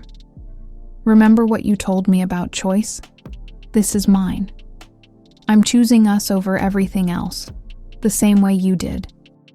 The plane began its descent into JFK, and Min Jung watched the lights of New York appear like scattered diamonds below them. Somewhere in that glittering expanse was her future, uncertain, unplanned, entirely her own. "What do we do first?" she asked. "First, we survive the culture shock. Then we figure out where you want to live, what kind of work makes you happy, how to build a life that belongs to both of us. And the investigation? We'll continue. Your father's cooperation gives us everything we need to bring down the people who threatened him. Justice will be served, just from a different angle." As the plane touched down at JFK, Min Jung realized she was no longer the woman who'd boarded in Seoul. That woman had been defined by expectations and obligations, by other people's dreams and fears. This woman, the one holding hands with an American journalist, while the customs forms in her purse listed no fixed address under residence, was someone entirely new. "Marcus? Yeah? I love you. Not because you rescued me, not because you gave me a choice, but because you saw who I could be before I saw it myself." His smile was radiant. "I love you too, and I can't wait to meet all the different versions of yourself you're going to discover." As they walked through JFK's arrivals gate, Diane Washington waited for them with a smile that held 40 years of wisdom and the promise of second chances. "Welcome home, baby girl," she said, embracing Min Jung like the daughter she'd never had. "Welcome to your new life." 6 months later, the small apartment in Brooklyn felt more like home than the Park family mansion ever had. Min Jung stood at the kitchen window, watching snow fall over the city, while Korean coffee brewed on the stove, a morning ritual that connected her to her heritage while grounding her in her chosen present. The investigative series she and Marcus had co-authored was nominated for a Pulitzer. Park Industries had emerged from the scandal stronger than ever, their cooperation with federal prosecutors transforming them from suspected criminals to corporate heroes. And Chairman Park had called that morning to tell her the Seoul office missed her strategic insights.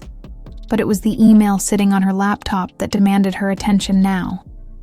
From Harvard Business School, she told Marcus, as he emerged from the bedroom, hair still messy from sleep. The dean wants to meet about a consulting position, teaching international business ethics. Marcus poured coffee for both of them, a domestic routine that still felt miraculous after the chaos of their first months together. What do you think? I think it's terrifying and perfect. Min-jung accepted the mug, inhaling the familiar scent that reminded her of Seoul mornings and her mother's kitchen. Teaching future business leaders how to navigate the kind of ethical challenges my father faced. Turning your family's crisis into other people's education. Something like that. She opened her laptop, scanning the formal invitation to interview. Marcus, are you sure you're okay with this? If I take this position, I'll be traveling constantly. Guest lectures, international conferences, consulting for companies trying to clean up their operations. Marcus sat beside her at their tiny kitchen table, his own laptop displaying the rough draft of his book about corporate crime and family loyalty. Min-jung, remember what we promised each other? That we'd support each other's dreams, not limit them? This doesn't feel like limiting. It feels like growing apart, building separate lives instead of a shared one. He reached for her hand, the gesture as natural as breathing after months of practice. Or it feels like building something bigger than either of us could create alone. You teaching ethics to future executives, me writing about the human cost of corporate crime. We're fighting the same fight from different angles. The perspective shift was typical Marcus, taking her fear and reshaping it into possibility. What about us, though? What about building a life together? We are building a life together. Just not the traditional version where one person's career comes first and the other person adapts. Min-jung studied his face, looking for any sign of doubt or resentment. You're not just saying what you think I want to hear? When have I ever done that? The question made her smile. Marcus's brutal honesty was one of the things she loved most about him, and sometimes one of the most challenging aspects of their relationship. Never. You told me I was choosing the easy path when I wanted to stay engaged to Young-ho. You told me the truth about my father's situation even when it hurt. You've never given me comfortable lies. And I'm not starting now. Min-jung, watching you discover who you are when you're free to choose has been the most beautiful thing I've ever witnessed. I'm not going to try to contain that now.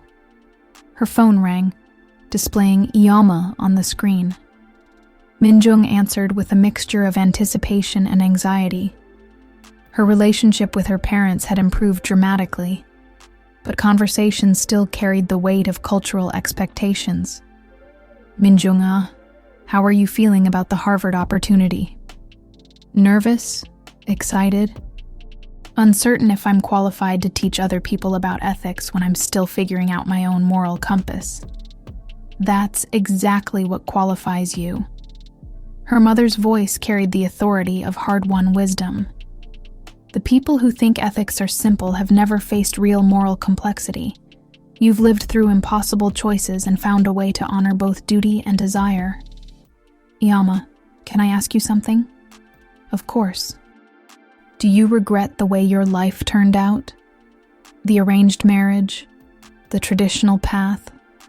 The choices you didn't make? Mrs. Park was quiet for a long moment. I regret that I never knew what it felt like to choose love first. But I don't regret the life those choices created. Your father and I built something meaningful together, even if we started with duty instead of passion.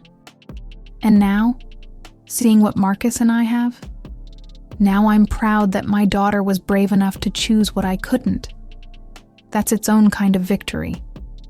After the call ended, Min-jung stared at the Harvard email, thinking about courage and choices, about the difference between what she should do and what she wanted to do.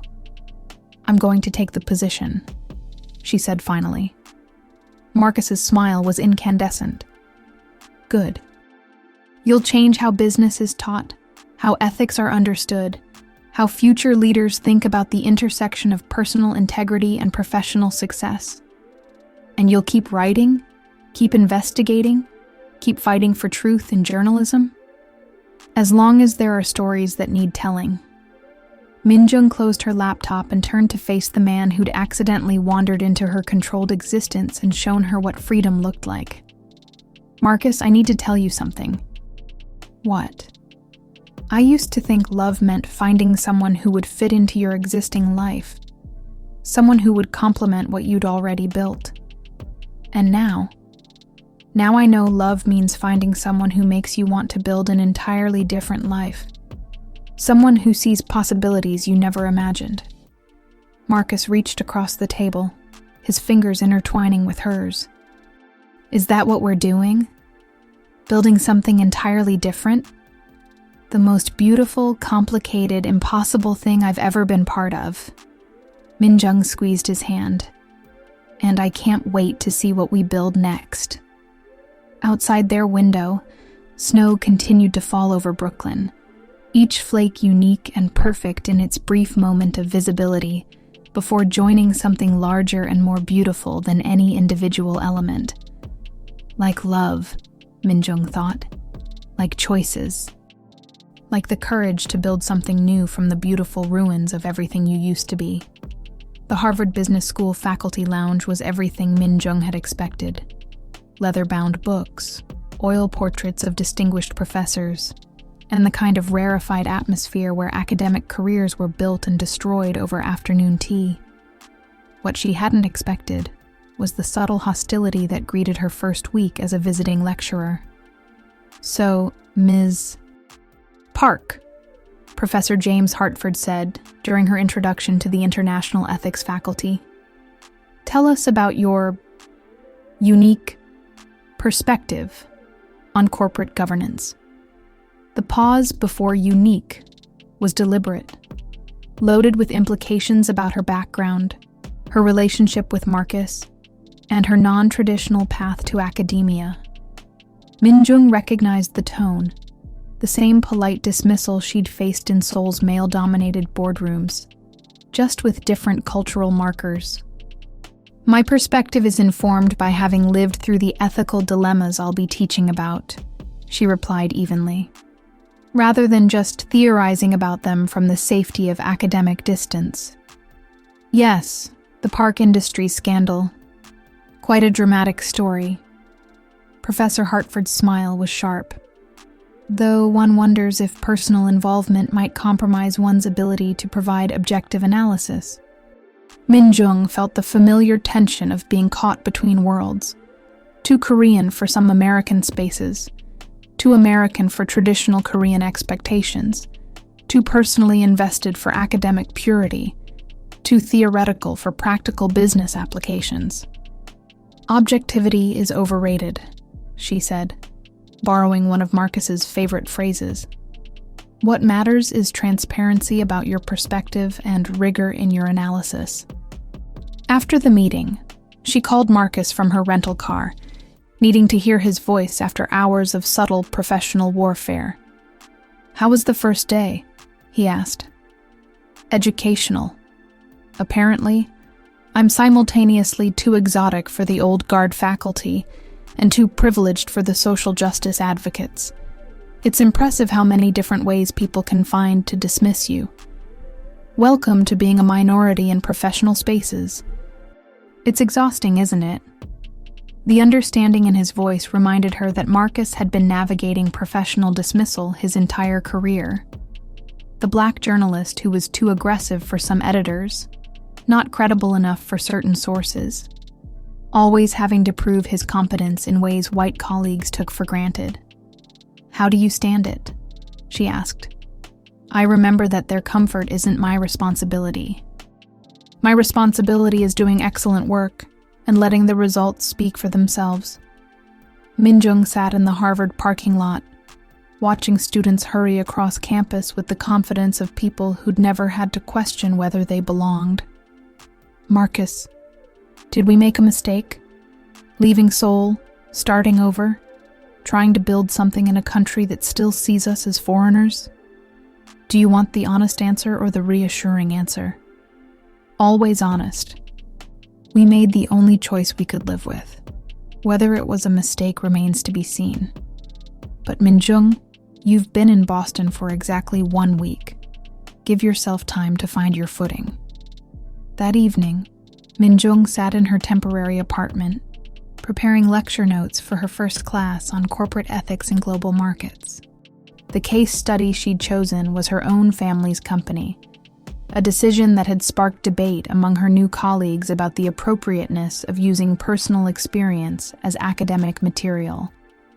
Her phone buzzed with a text from an unknown number. "Looking forward to your class, Professor Park. Heard you're teaching about how to sleep your way out of financial scandals." The anonymous cruelty hit like a physical blow. Someone, a student, a colleague, a stranger, had reduced her entire professional journey to a racist and sexist stereotype. The Korean woman who'd advanced through sexual manipulation rather than competence. She screenshot the message and called Marcus immediately. "Jesus, Minjung, that's vicious." "Jung, that's... Is this what we signed up for? Anonymous harassment because I chose love over an arranged marriage? No. This is what happens when small-minded people feel threatened by someone who refuses to stay in the box they've assigned her." Minjung stared at her reflection in the apartment window, seeing a woman caught between 2 countries, 2 cultures, 2 completely different sets of expectations about who she should be. Sometimes I wonder if Young Ho and I could have built something meaningful together. If staying in Seoul, following the traditional path, might have been easier. Easier, definitely. Better. That's a different question. The next morning, Minjung stood before her first Harvard class. 30 MBA students who would become the next generation of global business leaders.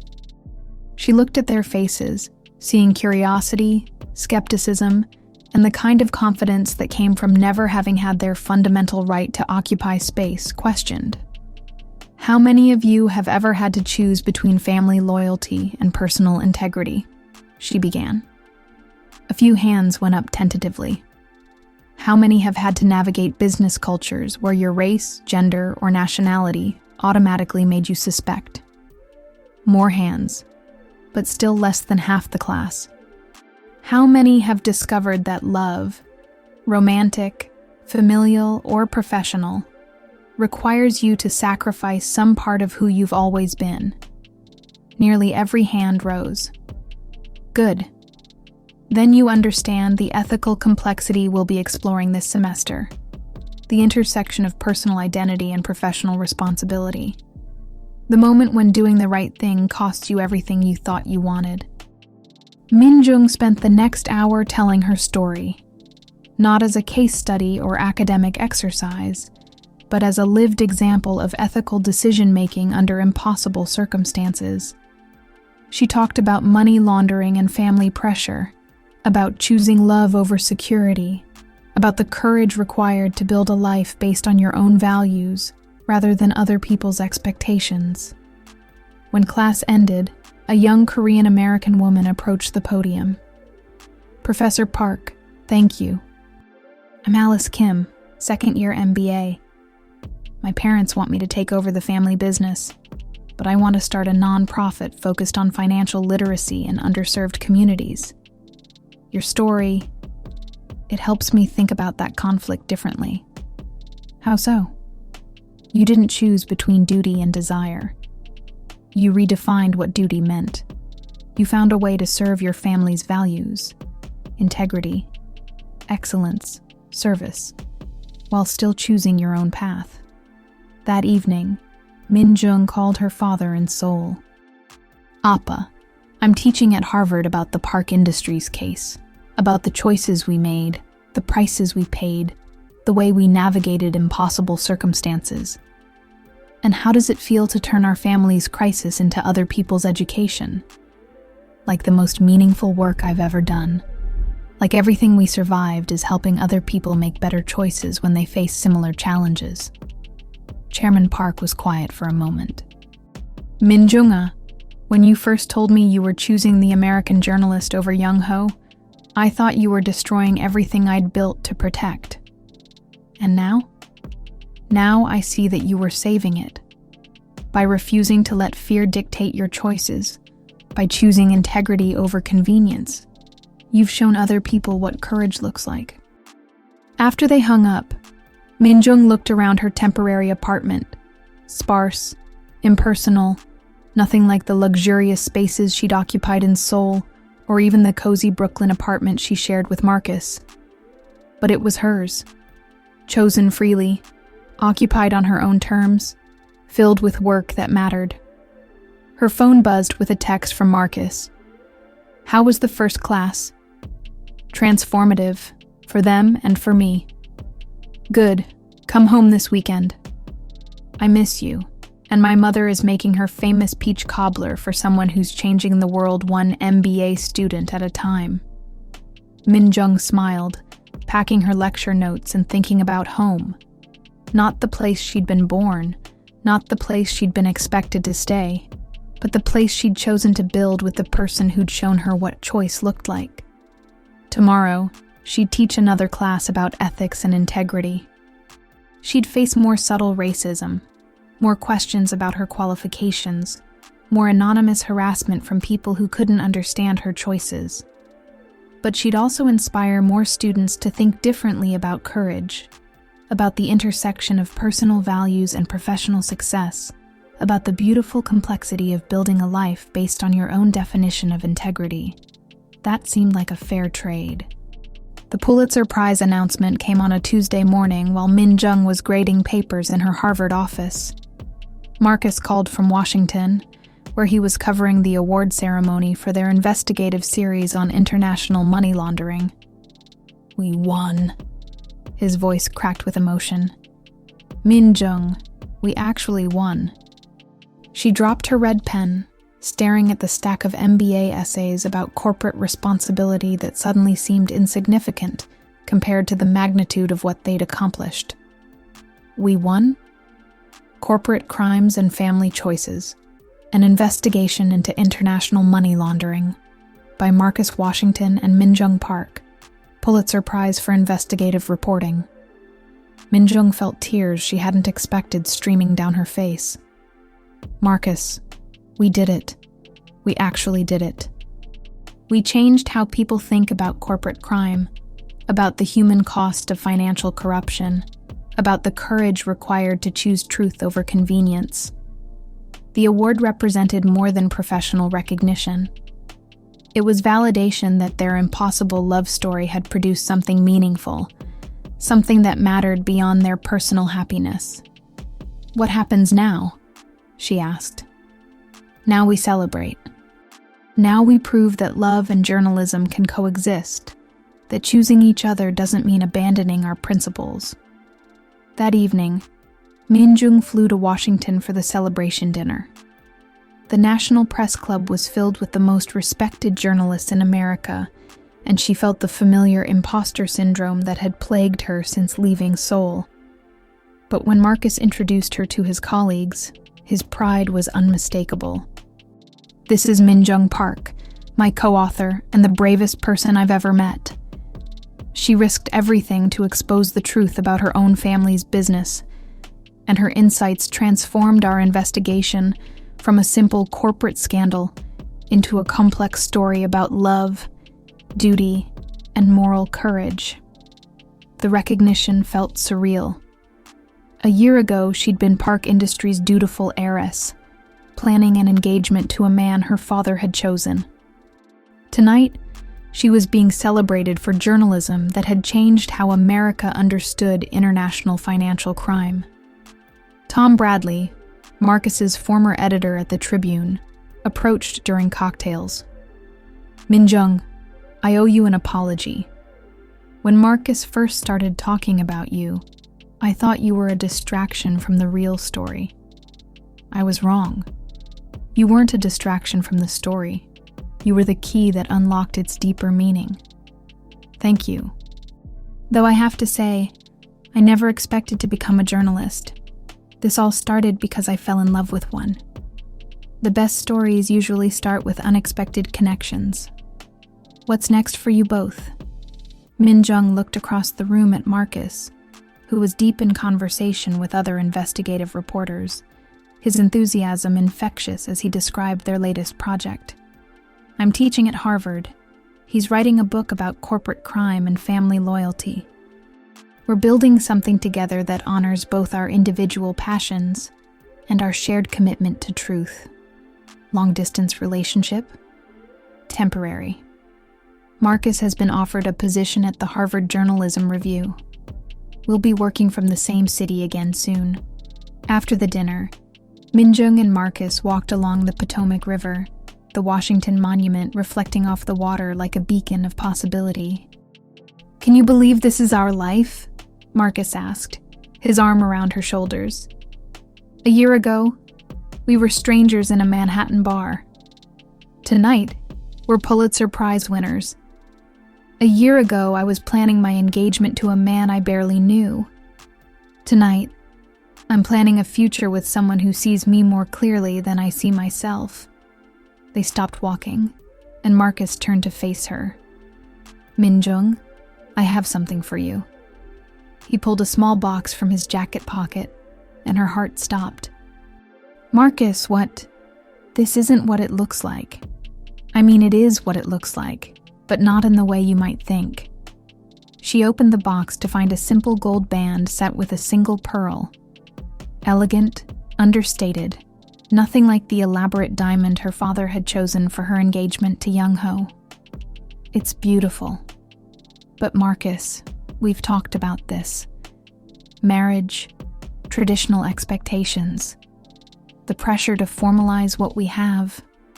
This isn't about tradition or expectations. This is about choice.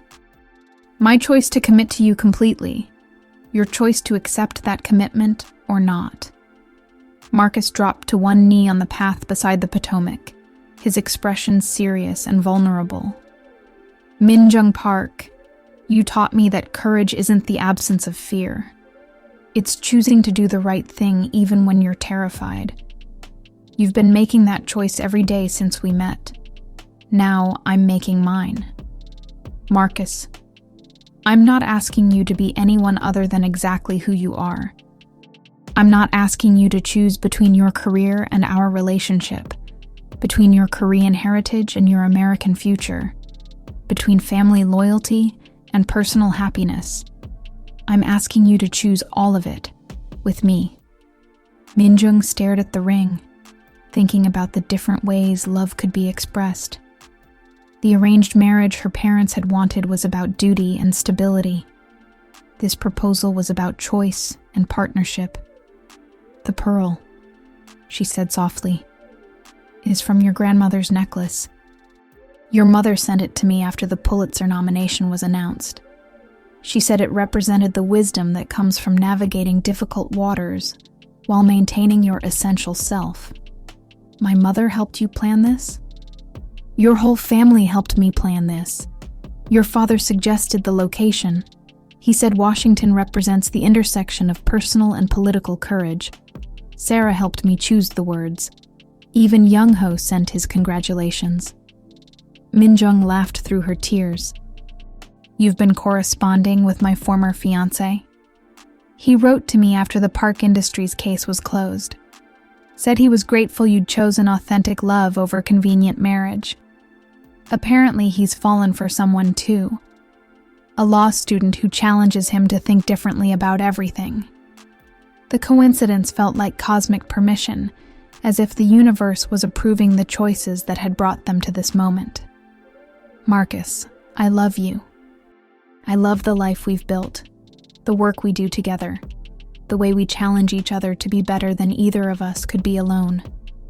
Is that a yes? Min-jung looked at the ring, thinking about symbols and choices, about the difference between jewelry that represented other people's expectations and jewelry that celebrated personal commitment. It's a yes to partnership, a yes to choosing each other every day, a yes to building something that honors both our individual dreams and our shared values. As Marcus slipped the ring onto her finger, Minjung realized that this was what happy endings looked like in real life. Not the resolution of all conflict, but the choice to face future conflicts together. "What do we do now?" she asked. "Now we go home. We continue building the life we want.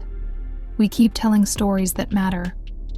We prove that love can be both deeply personal and profoundly political."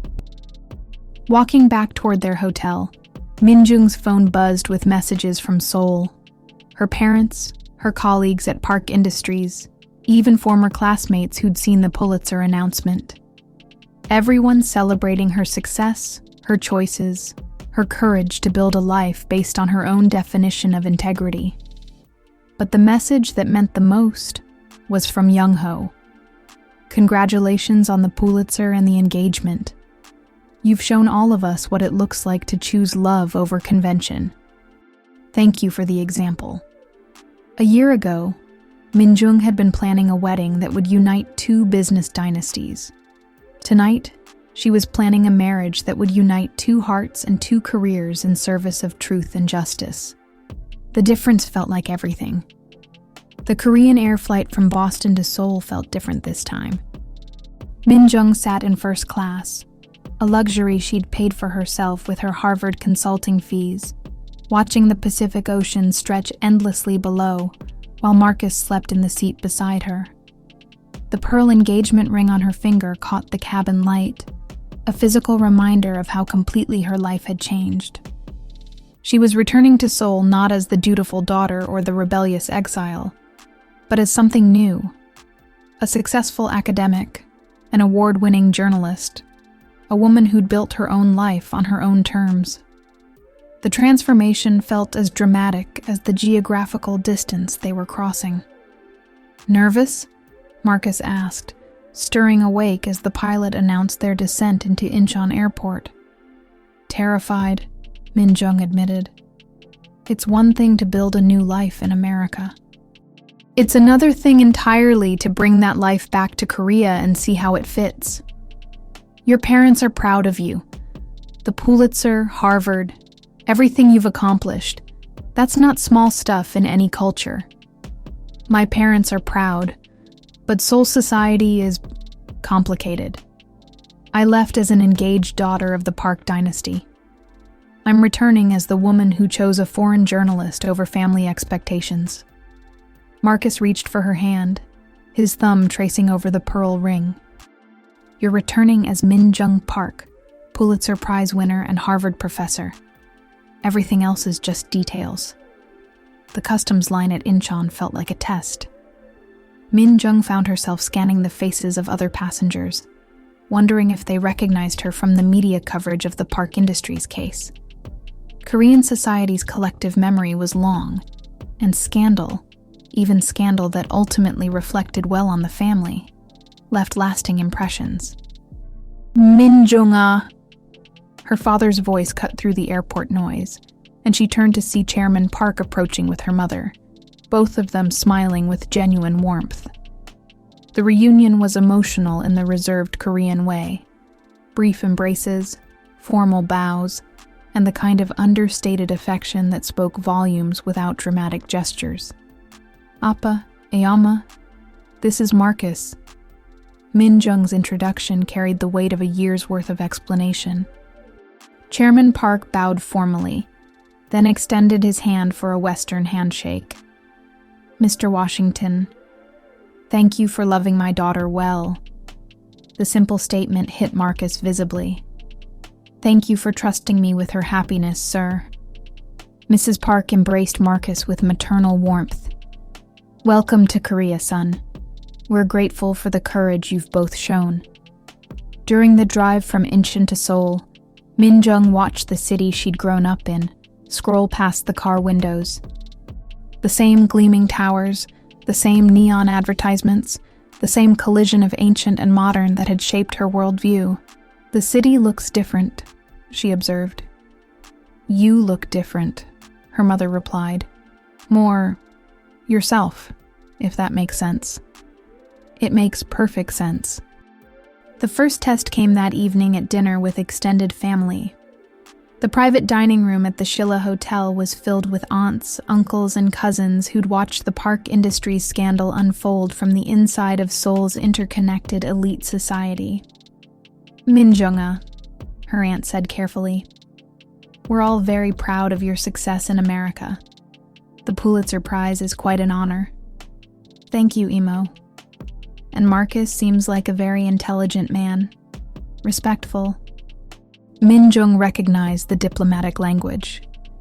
The way Korean families discussed controversial topics without directly addressing the controversy.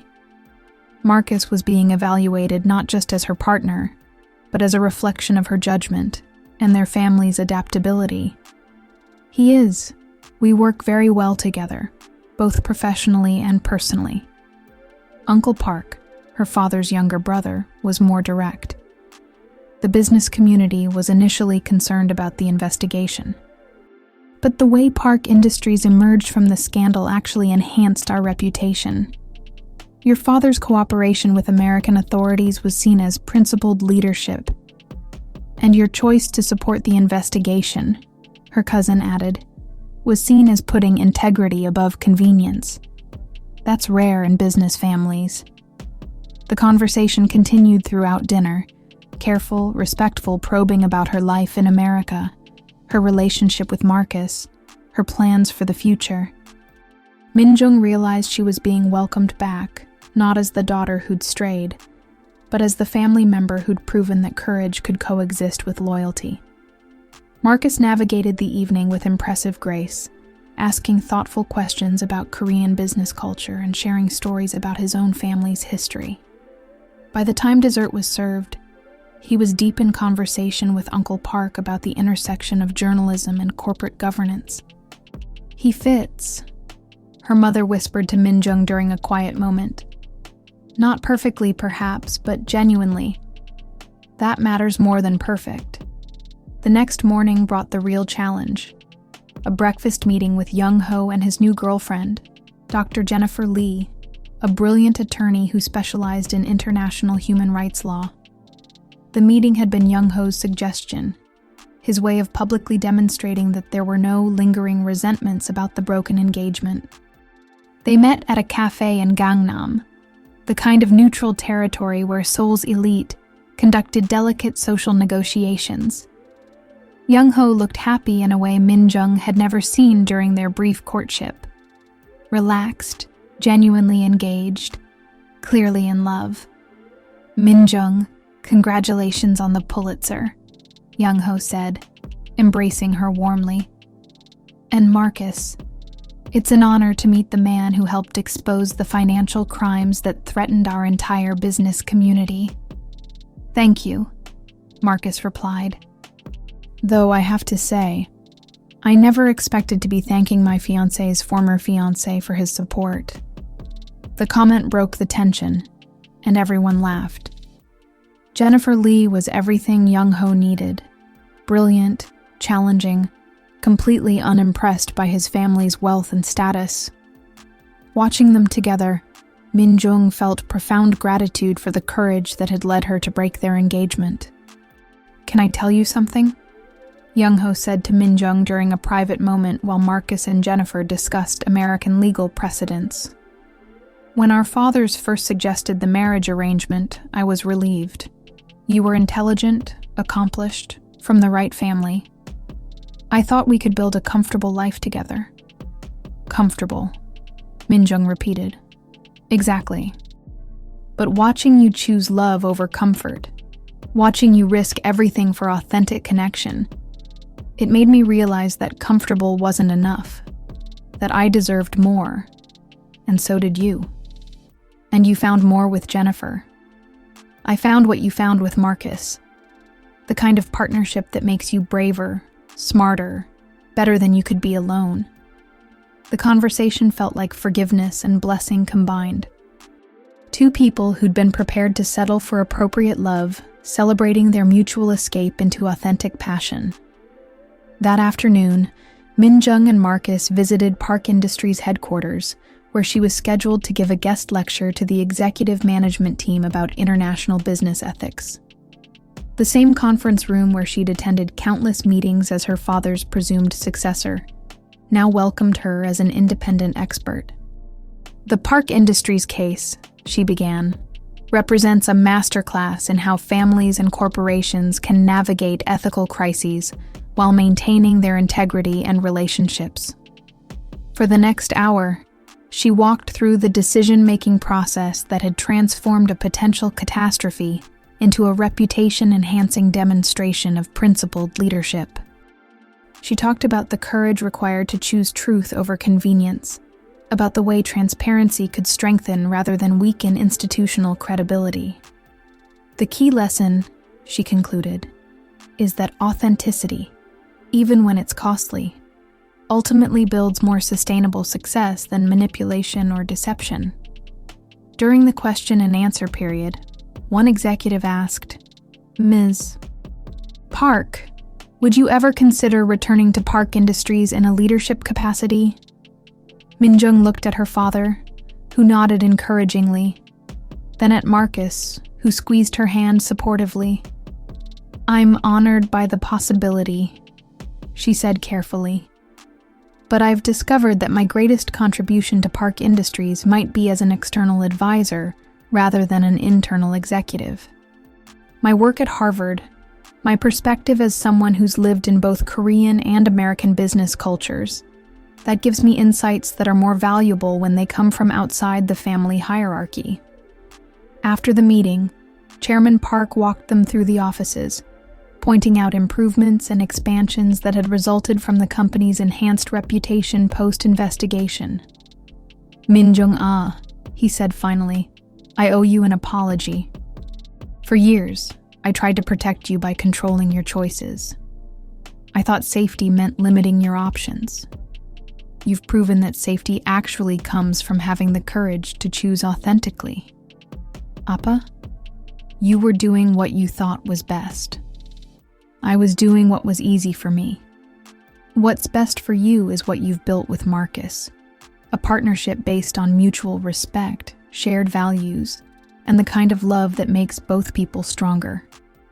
That evening, as they sat on the rooftop terrace of their hotel, Seoul's lights twinkling below them like fallen stars, Marcus turned to Min-jung. "How does it feel? Being back? Like coming home to a place I've outgrown, but in the best possible way. I love Seoul. I love my family. I love Korean culture. But I also love the life we've built in America, the work we do together, the freedom to define our own success. So what's next?" Min-jung looked out over the city that had shaped her, thinking about the future that waited for them across an ocean. "Next, we go back to Boston. You start your position at Harvard. I continue teaching and consulting. We plan a wedding that honors both our cultures and celebrates the choices that brought us together. And after that, we keep building. We write more stories, teach more students, prove that love and professional success can coexist, that choosing authenticity over convenience creates possibilities neither of us could have imagined alone." Marcus pulled her closer, and Min-jung realized that this rooftop in Seoul, overlooking the city that had given her life but couldn't contain her dreams, was the perfect place to imagine their future. Tomorrow, they would fly back to America, back to the life they'd built together. But tonight, surrounded by the lights of Seoul and the approval of her family, Min-jung felt the deep satisfaction of someone who'd successfully bridged two worlds without losing herself in either one. The call came at 2 a.m. Seoul time, jarring Min-jung from deep sleep. Marcus's phone buzzed insistently, and she watched him answer with the caution of someone who'd learned that midnight calls rarely brought good news. "Tom? What's happening?" Min-jung could hear Tom Bradley's voice through the phone, urgent and strained. Marcus's expression grew increasingly serious as he listened. "When?" Marcus asked. "How bad?" A pause. "We'll be on the next flight." He hung up and turned to Min-jung, his face grim in the hotel room's darkness. "What's wrong?" she asked, already reaching for her laptop to check flights. "There's been a development in the Park Industries case. The federal prosecutors discovered additional evidence, money transfers that weren't included in our original investigation. Tom says it looks like the money laundering operation was larger than we reported." Min-jung felt her stomach drop. "How much larger?" "Large enough that the Justice Department is reconsidering their cooperation agreement with your father. Large enough that they might press criminal charges despite his previous cooperation." The words hit like physical blows. Everything they'd built, the successful resolution of the investigation, her father's reputation recovery, Park Industries' enhanced standing, was potentially about to collapse. "Marcus, this doesn't make sense. My father provided complete documentation. We reviewed everything together." "That's what I thought, too. But Tom says the new evidence suggests there were additional shell companies, additional transactions that weren't disclosed." Min-jung was already pulling up Park Industries' financial records on her laptop, cross-referencing the accounts they'd investigated with the company's complete banking history. "I don't see anything we missed," she said, scrolling through months of data. "Every transaction was accounted for. Every shell company identified." Marcus sat beside her, reviewing his own investigative notes. "Unless there were operations your father didn't tell us about. Operations he kept hidden even from his cooperation with federal authorities. The possibility felt like betrayal and terror combined. Had her father lied to them? Had he used their investigation as cover while continuing illegal activities? Or was this new evidence fabricated by the same criminal organizations that had originally forced him into money laundering? "I need to talk to him," Min-jung said, reaching for her phone. "It's 2 a.m. This is more important than sleep." Chairman Park answered on the second ring, his voice alert despite the hour. "Min-jung-a? What's wrong?" "Appa, the American prosecutors say they've found evidence of additional money laundering. Transactions that weren't included in your cooperation agreement." The silence stretched so long that Min-jung wondered if the call had dropped. "Appa, I need to see this evidence before I can comment." The careful phrasing sent chills through Min-jung. This wasn't the response of an innocent man surprised by false accusations. This was the response of someone buying time to formulate explanations. "You know what they're talking about, don't you?" "Min-jung-ah, some situations are more complicated than they initially appear." "What does that mean?" Another long pause. "It means that sometimes protecting your family requires choices that can't be explained simply." Min-jung felt her world tilting. "You continued laundering money even after the cooperation agreement?" "I continued doing whatever was necessary to keep you safe. The people who forced us into this situation 3 years ago didn't disappear just because we cooperated with American authorities. But the additional transactions were designed to satisfy their demands while providing federal prosecutors with enough evidence to build cases against the real criminals. It was a delicate balance that required ongoing cooperation rather than simple disclosure." Marcus was watching her face, reading the horror and understanding that crossed her expression. "What is he saying?" he whispered. "He's saying that he's been playing both sides, cooperating with federal prosecutors while still laundering money to protect our family from retaliation." "Jesus, Min-jung." Chairman Park's voice continued through the phone. "The new evidence the prosecutors discovered was always intended to be discovered, but the timing was supposed to be different. You and Marcus returning to Seoul has accelerated certain developments. What developments? The people who originally forced Park Industries into money laundering have been arrested based on the evidence I provided to federal authorities, but they have associates who are less patient about potential testimony. Min Jung's blood ran cold. You're saying we're in danger? I'm saying that your high-profile return to Seoul, combined with the Pulitzer Prize and media attention, has made you visible to people who prefer to operate in shadows. Marcus took the phone from Min Jung's trembling hands. Chairman Park, this is Marcus. Are you telling us that Min Jung is at risk because of our investigation? I'm telling you that justice comes with a price, and sometimes that price is paid by people who didn't choose to be involved. What do you need us to do? Come to the office immediately. There are decisions that need to be made quickly, and they affect both of your futures. After Chairman Park hung up, Min Jung stared at her laptop screen, still displaying the financial records that had seemed so straightforward just hours earlier. Marcus, what have we done? We've told the truth. We've exposed criminals. We've helped bring justice to people who thought they were above the law. And we've put my family in danger. We've potentially destroyed everything my father built, everything Park Industries represents. Marcus closed her laptop gently. Min Jung, listen to me. Your father made his choices to protect you. You made your choices to protect the truth. Neither of you is responsible for the actions of criminals who threaten families to maintain their power. But if we hadn't investigated, if we hadn't published the story, if we'd just accepted the arranged marriage and stayed quiet, then the money laundering would have continued. More families would have been threatened. The criminals would have grown more powerful, more dangerous.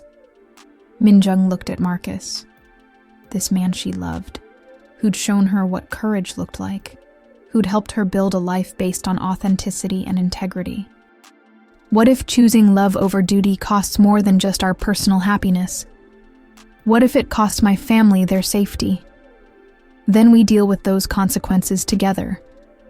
We find ways to protect your family while still standing up for what's right. How? Marcus was quiet for a long moment, thinking through possibilities and strategies. We go to your father's office. We see what the new evidence actually says. We figure out how to resolve this situation without compromising justice or endangering your family. And if that's impossible, if we have to choose between protecting my father and supporting the prosecution of the people who threatened him, the question hung in the air like a sword. Marcus looked at Min Jung, seeing the woman who'd sacrificed everything familiar to choose truth over convenience, love over duty. Then, we make the choice that lets us live with ourselves, together. As they dressed quickly and prepared to leave for Park Industries headquarters, Min Jung realized that their love story was about to face its ultimate test. Not cultural differences or family expectations or career conflicts, but the fundamental question of whether love could survive when doing the right thing endangered the people you love most. Outside their hotel window, Seoul's lights sparkled in the pre-dawn darkness, beautiful and indifferent to the impossible choices that waited for them in the approaching day. Park Industries headquarters at 4 a.m. felt like a mausoleum of power and secrets. The empty lobbies and darkened offices created an atmosphere of conspiracy that matched the gravity of their situation. Min Jung and Marcus rode the elevator to the 42nd floor in silence, both understanding that the next few hours would determine not just their future, but the fate of everyone they loved. Chairman Park waited for them in his office, surrounded by boxes of documents and looking older than Min Jung had ever seen him. The weight of protecting his family while cooperating with law enforcement had clearly taken its toll. "Show us the new evidence," Min Jung said without preamble. Her father opened a laptop and turned the screen toward them. Bank records, wire transfers, and shipping manifests filled the display, a complex web of financial transactions that dwarfed their original investigation. "My God," Marcus breathed. This is 3 times larger than what we uncovered. The money laundering operation we investigated was only one branch of a much larger network, Chairman Park explained. The people who forced Park Industries to participate were using us as a small piece of a massive international scheme. Min Jung studied the records, her business training helping her parse the complex financial relationships. These accounts, some of them are in my name. Accounts I created and funded to protect you. If the money laundering was discovered, those accounts would make it appear that you were a victim of identity theft rather than a knowing participant. You made me look like a victim to protect me from prosecution. I made you look like what you were, an innocent daughter whose identity was exploited by criminals.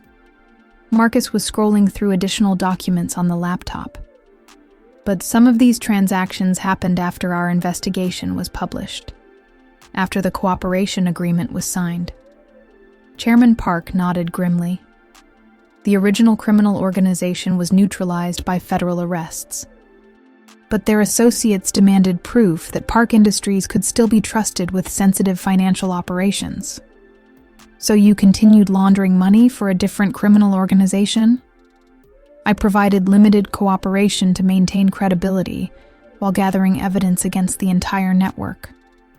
Every transaction was documented and shared with federal authorities. Min Jung felt like she was drowning in layers of deception and protection. Appa, you've been playing triple agent. Laundering money for criminals, cooperating with prosecutors, and protecting our family simultaneously. I've been doing what was necessary to survive a situation that had no good options. The office door opened, and 2 men in dark suits entered. Federal agents Min Jung recognized from the original investigation. Chairman Park, Mr. Washington, Ms. Park. The lead agent nodded respectfully. Thank you for coming in so early. We have some developments to discuss. Agent Rodriguez, who'd led the original Park Industries investigation, placed a new set of documents on Chairman Park's desk. Sir, our analysis of the additional financial records shows something interesting. Which is? The money laundering operation you've been maintaining since your cooperation agreement began has been under federal surveillance the entire time.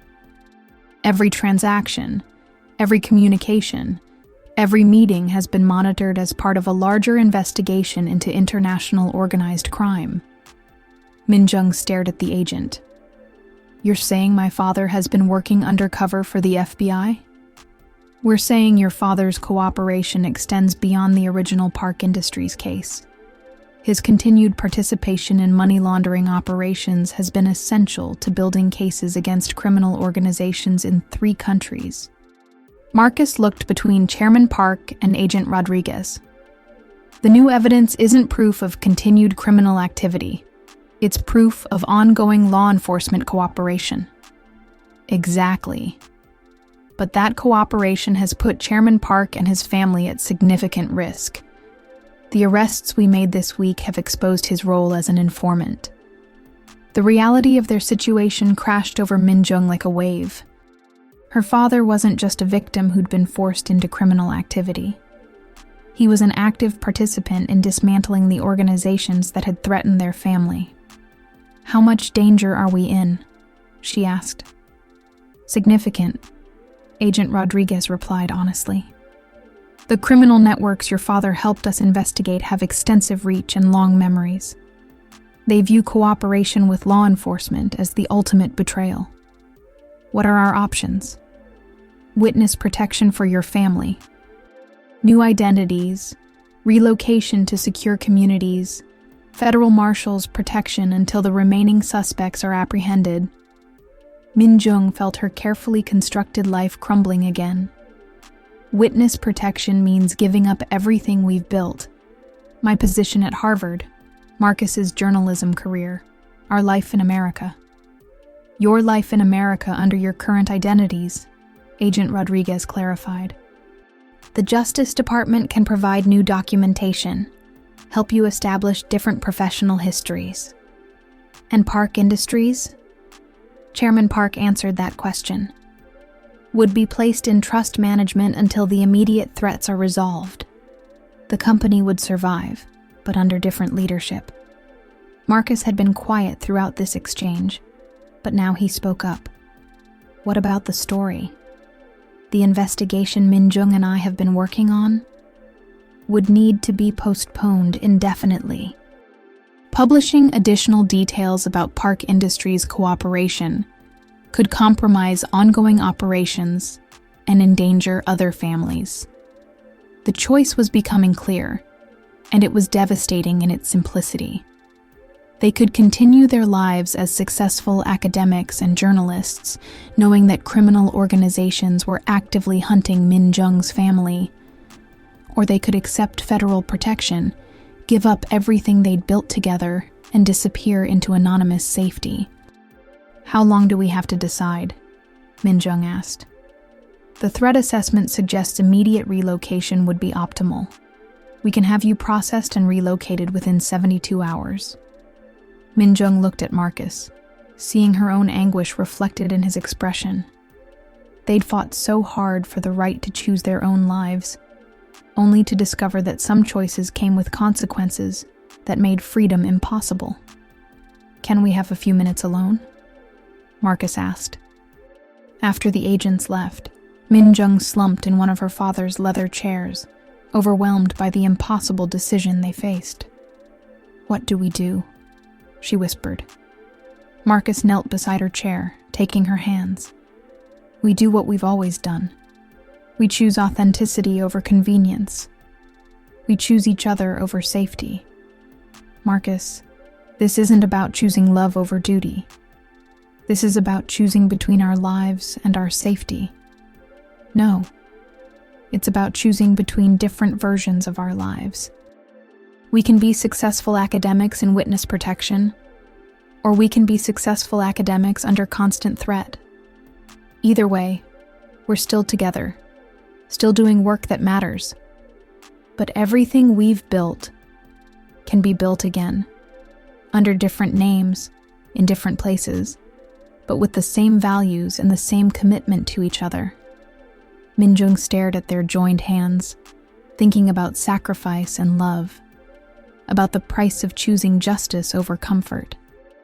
If we enter witness protection, we disappear completely.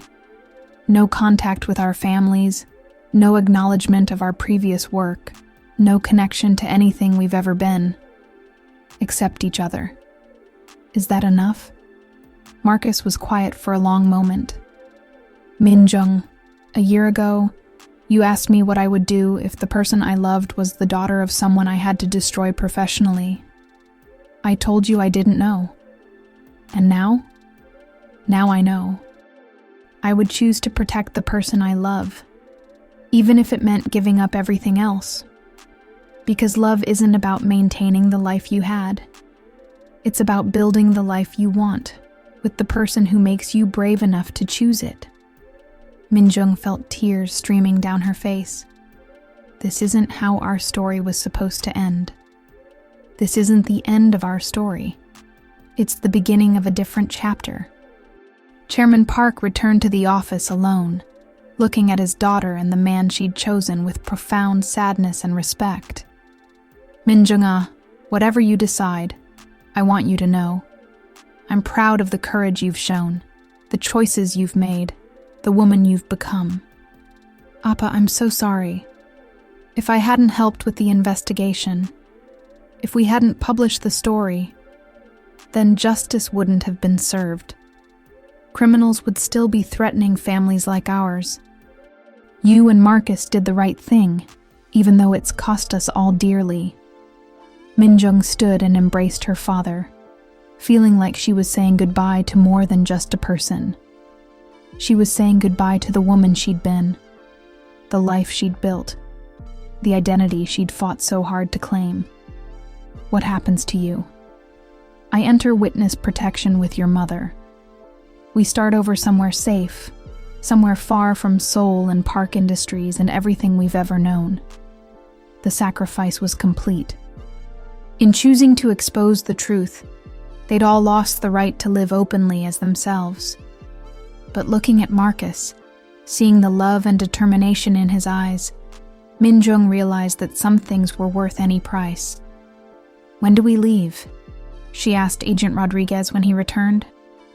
"Tomorrow morning. We'll fly you to a secure facility where you'll receive new documentation and briefings on your relocated lives."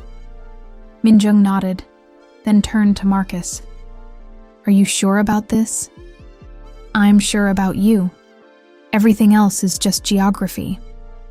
As they prepared to leave Park Industries headquarters for the last time, Min Jung took one final look at the office where she'd learned about business and integrity, about the intersection of family loyalty and personal courage. Tomorrow, they would become different people in a different place. But they would still be together, still committed to building something meaningful, still choosing love over safety and truth over convenience. It wasn't the ending she'd planned, but it was the ending that honored everything they believed in. And sometimes, Min Jung realized, that had to be enough. The federal relocation facility in Colorado looked nothing like the life Min Jung and Marcus had built together. Sterile rooms, standard issue furniture, and the constant presence of marshals created an atmosphere more like protective custody than witness protection. But as they sat reviewing their new identities, Min Jung felt something unexpected. Hope. Sarah Chen and Michael Roberts, Marcus read from their new documentation. Married professors relocating from private East Coast institutions to the University of Colorado. Sarah Chen? Min Jung studied her new driver's license. They kept my academic background but changed my ethnicity. Agent Martinez, their relocation coordinator, explained the decision. Your Korean identity was too visible after the Pulitzer Prize and media coverage. Sarah Chen allows you to maintain Asian heritage while reducing the likelihood of recognition. And our professional histories? Modified, but accurate. Sarah Chen taught international business at a small liberal arts college. Michael Roberts was a freelance investigative journalist. Nothing that would draw attention, but everything you need to rebuild your careers. Min Jung looked at Marcus, now officially Michael Roberts, though his smile was completely unchanged. "How do you feel about being married to a Chinese-American professor instead of a Korean heiress?" "I feel like I'm married to the same brilliant, courageous woman who chose love over safety. The paperwork is just details." The transition took 3 weeks. New social security numbers, fabricated employment histories, dental records, altered to prevent identification. Min Jung and Marcus, Sarah and Michael, emerged from the process with the same skills and values, but none of the public recognition that had defined their previous lives. Their new home was a modest faculty apartment near the University of Colorado campus in Boulder. After the luxury of Seoul's hotels and Boston's historic neighborhoods, the simple space felt like a retreat rather than a prison. "It's perfect," Min Jung said, arranging books on shelves that would never hold her original publications. "You're just saying that because you're trying to make the best of an impossible situation." "No, I'm saying that because this is the first home we've chosen together without considering anyone else's expectations. No Korean family traditions to honor, no American academic hierarchies to navigate. Just us, building something completely our own." Marcus pulled her into his arms, and Min Jung realized that witness protection had given them something unexpected: complete privacy. For the first time since they'd met, no one was watching, judging, or evaluating their choices. "So, what do we do now?" he asked. "We do what we've always done. We build something meaningful. We teach students, we investigate corruption, we prove that love and professional success can coexist even when everything else changes." The University of Colorado welcomed Sarah Chen as a visiting professor of international business ethics, and Michael Roberts as a lecturer in investigative journalism. Their credentials were solid, their references impeccable, thanks to federal cooperation, and their expertise immediately apparent to colleagues and students. But it was their first joint lecture, Ethics in International Journalism, that reminded Min Jung why they'd fallen in love. How do you balance personal relationships with professional obligations? A graduate student asked. Michael looked at Sarah, a smile playing at the corners of his mouth. You recognize that the best professional work often comes from personal conviction. That loving someone can make you more committed to truth, not less. But what about conflicts of interest? Another student pressed. Sarah answered this time. Conflicts of interest become problematic when you hide them or let them compromise your integrity. But transparency about your motivations can actually strengthen your work by making your perspective clear. After class, they walked across Boulder's campus, the Rocky Mountains providing a backdrop completely different from Seoul's urban sprawl or Boston's historic architecture. Do you miss it? Marcus asked. The recognition, the Pulitzer, the Harvard position? I miss the visibility of the impact we were having. But I don't miss the pressure, the constant evaluation, the feeling that every choice was being judged by invisible audiences. What about your family? Min Jung was quiet for several minutes. Contact with her parents was strictly prohibited until the remaining criminal suspects were apprehended. But Agent Martinez provided monthly updates on their safety and well-being. I miss them terribly. But I know they're safe. And I know they're proud of the choices we made. Sometimes protecting the people you love means accepting temporary separation. That evening, they sat on their apartment's small balcony, watching the sunset behind the mountains. Min Jung wore the pearl engagement ring Marcus had given her beside the Potomac, one of the few possessions she'd been allowed to keep through the relocation process. Michael Roberts, she said, testing his new name. Sarah Chen, he replied, doing the same. It's strange, isn't it? Being completely different people while still being exactly ourselves. Marcus reached for her hand. Maybe that's what love really is. The part of you that remains constant no matter what everything else changes. 6 months into their new lives, they received the news they'd been waiting for. Agent Martinez called to inform them that the final arrests had been made in the international money laundering case. The criminal organizations that had threatened Min Jung's family were dismantled. Their leaders convicted on charges that would keep them imprisoned for decades. Does this mean we can go back? Min Jung asked. It means you can choose to go back. Your original identities are safe to resume if you want them. The choice felt monumental. They could reclaim their previous lives. Min Jung Park, Pulitzer Prize winner. Marcus Washington, celebrated investigative journalist. They could return to Harvard and the Tribune, rebuild their public careers, reconnect with their families.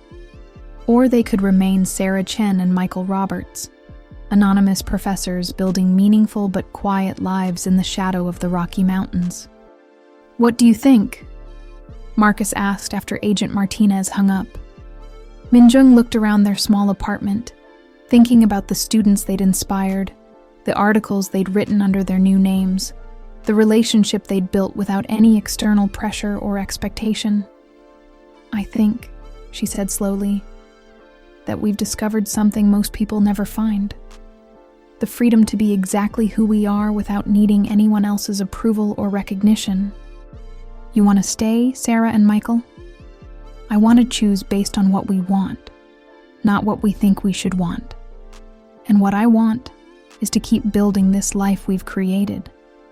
The work matters, the students respect us, and most importantly, we get to wake up every morning choosing each other without any complications or conflicts.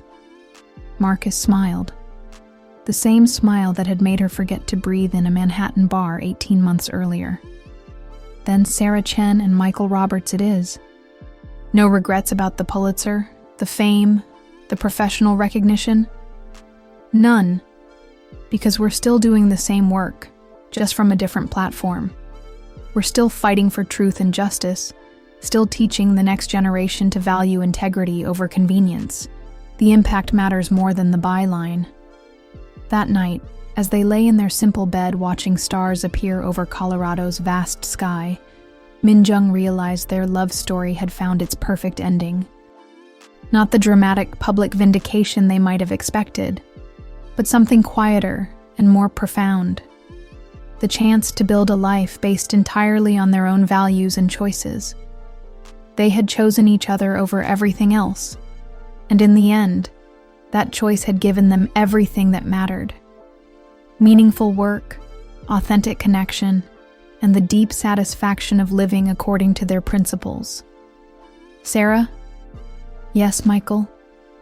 I love our impossible life. It's not impossible anymore. It's just ours. Outside their window, Boulder slept peacefully under a blanket of stars, while two people who'd risked everything for love discovered that sometimes the greatest victory is the freedom to live quietly, according to your own truth. 2 years later, the small wedding ceremony in Boulder's Chautauqua Park felt like the celebration Min-jung and Marcus had always deserved. Under the shadow of the Flatirons, surrounded by mountains and wildflowers, Sarah Chen and Michael Roberts exchanged vows that honored both their past sacrifices and their chosen future. I promise to choose you every day, Sarah said, her voice steady despite her tears. Not because it's easy or expected, but because choosing you has taught me what courage looks like. I promise to build with you, Michael replied. Not the life we planned, but the life that honors who we really are, even when that means starting over completely. The guest list was small. University colleagues, a few close friends they'd made in Boulder, and Agent Martinez, who'd become something like family during their transition. But the absence of their original families was bearable because of the family they'd created through choice rather than blood. Dr. Jennifer Lee, Young Ho's wife, had driven from Denver to serve as Sarah's maid of honor, one of the few people who knew their complete story. The friendship between the two women had deepened during the witness protection period, built on shared understanding of what it meant to choose love over convenience. You look radiant, Jennifer whispered as they prepared for the ceremony. I feel like myself for the first time in my life, Sarah replied. Not Park Min-jung trying to balance family expectations, not even Min-jung Park, the Harvard professor. Just me, choosing this moment, this person, this future. The ceremony was officiated by Dr. Robert Kim, a Korean-American professor of philosophy who'd become their mentor at UC. His words captured the unique nature of their journey. Sarah and Michael represent something rare in our world, the courage to rebuild identity based on love rather than convenience. They've shown us that sometimes the greatest act of faith is releasing who you've been in order to become who you're meant to be.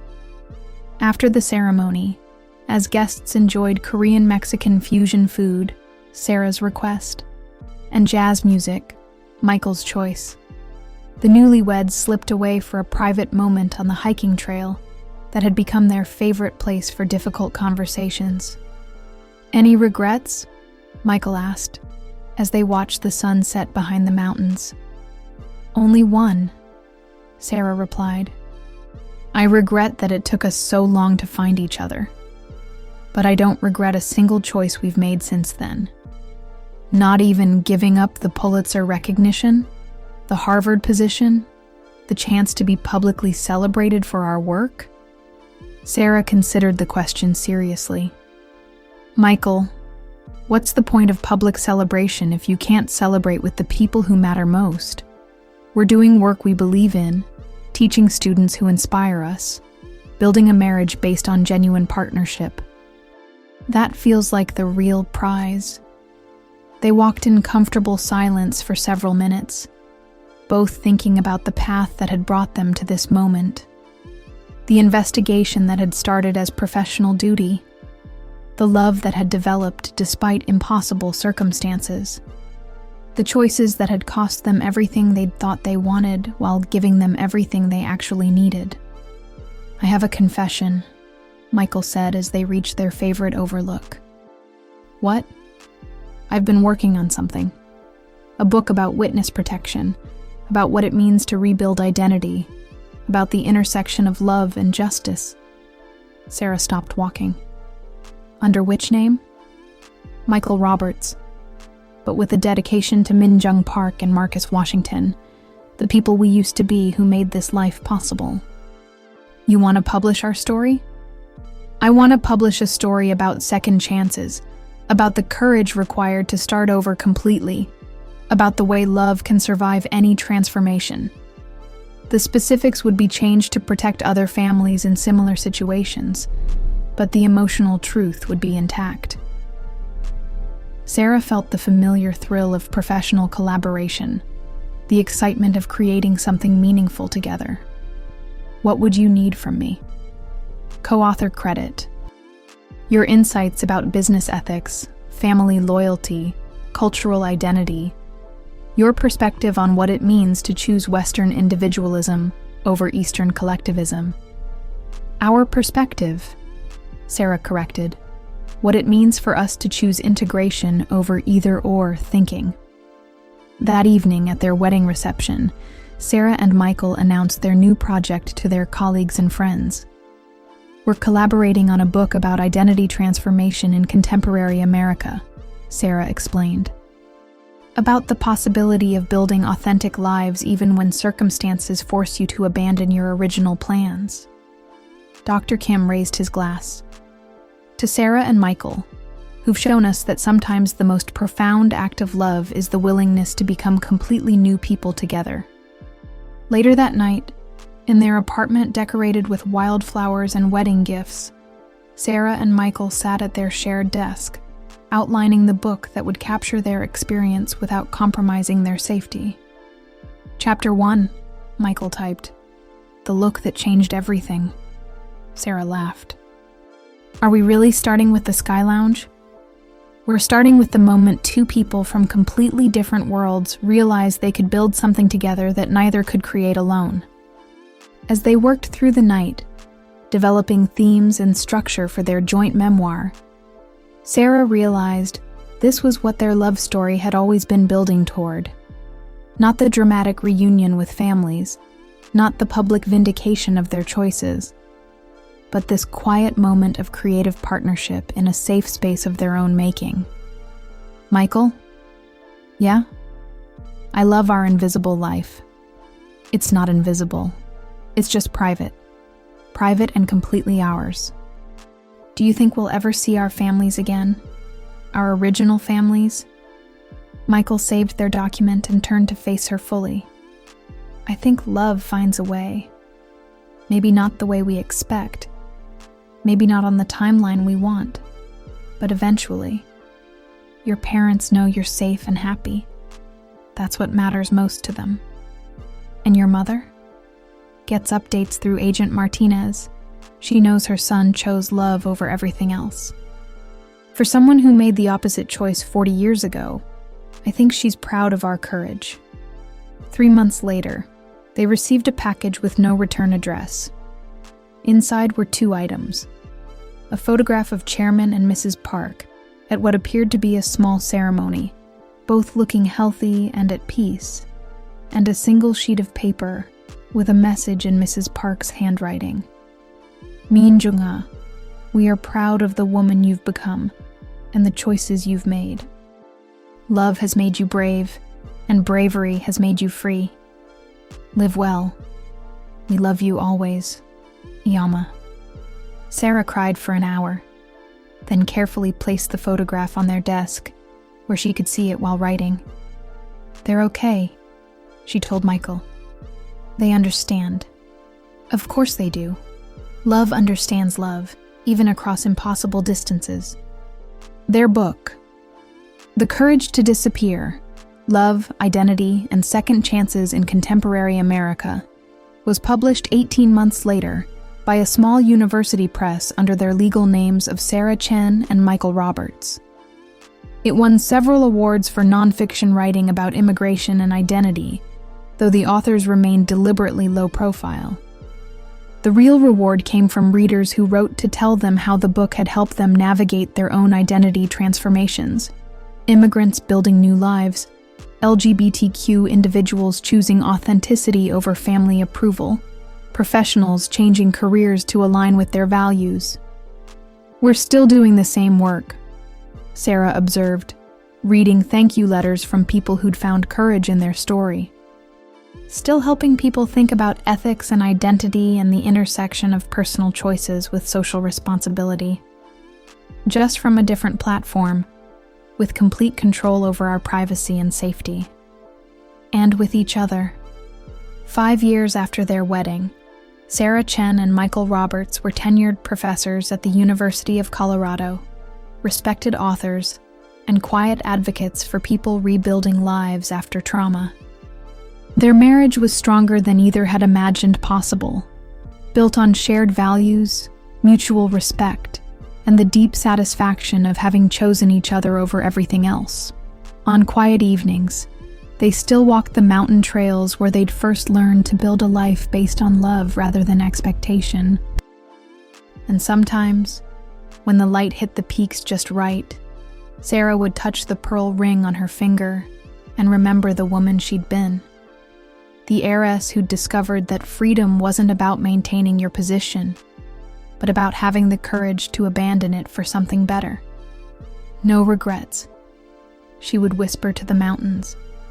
And the mountains, eternal and patient, seemed to whisper back, "No regrets, only love." 10 years later, the email arrived on a Tuesday morning while Professor Sarah Chen was reviewing final exam papers for her Business Ethics in a Global Context course. The sender was listed as a friend, but the message made her heart stop. "Dr. Chen, you don't know me, but I'm a graduate student at Seoul National University writing my thesis on corporate whistleblowing.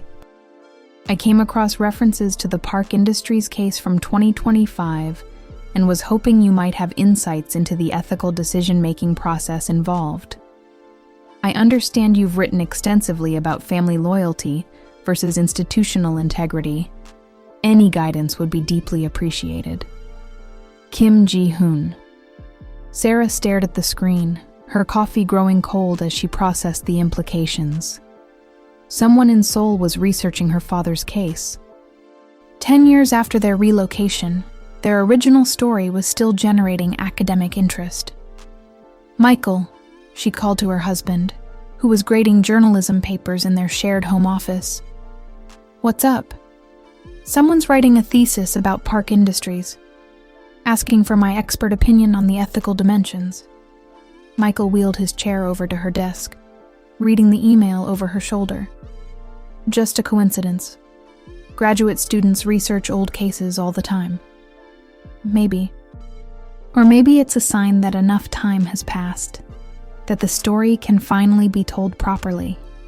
They'd spent a decade building successful academic careers under their assumed identities, publishing well-regarded books about business ethics and investigative journalism, inspiring hundreds of students to think critically about integrity and courage. But the Park Industries case, their case, remained an unfinished story. "What are you thinking?" Michael asked, recognizing the expression that had led to all their best collaborative work. "I'm thinking maybe it's time for Min Jung Park and Marcus Washington to make one final public appearance." That evening, they called Agent Martinez, who'd maintained sporadic contact throughout their decade in witness protection. "Sarah, Michael, good to hear from you. Everything okay? We want to discuss the possibility of resuming our original identities," Sarah said without preamble, "for a specific purpose." "After 10 years?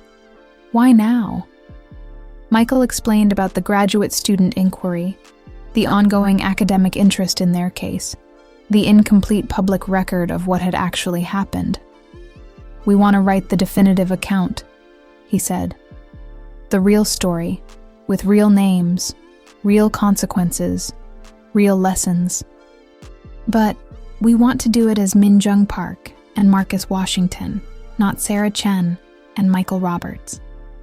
Agent Martinez was quiet for several minutes. "The original threats have been neutralized. The criminal organizations involved were dismantled completely. From a security perspective, there's no reason you couldn't resume your original identities. But are you sure you want to give up the privacy you've built? Once you publish that story under your real names, you'll be public figures again. Media attention, academic scrutiny, potential speaking engagements." Sarah looked at Michael, seeing her own thoughts reflected in his expression. They'd built a beautiful, quiet life together. Was it worth risking that peace for the sake of setting the record straight? "Can we think about it?" she asked. "Of course. But Sarah, can I ask you something?" "Sure. In 10 years of witness protection, have you ever regretted the choices you made? The investigation, the cooperation, the decision to prioritize justice over family convenience?" "Never. Not for a single day." "Then maybe the world deserves to know what that kind of courage looks like in practice."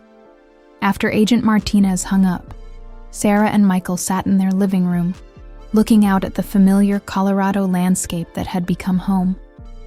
"If we do this," Sarah said slowly, "we tell the complete story. The money laundering, the family pressures, the witness protection, everything.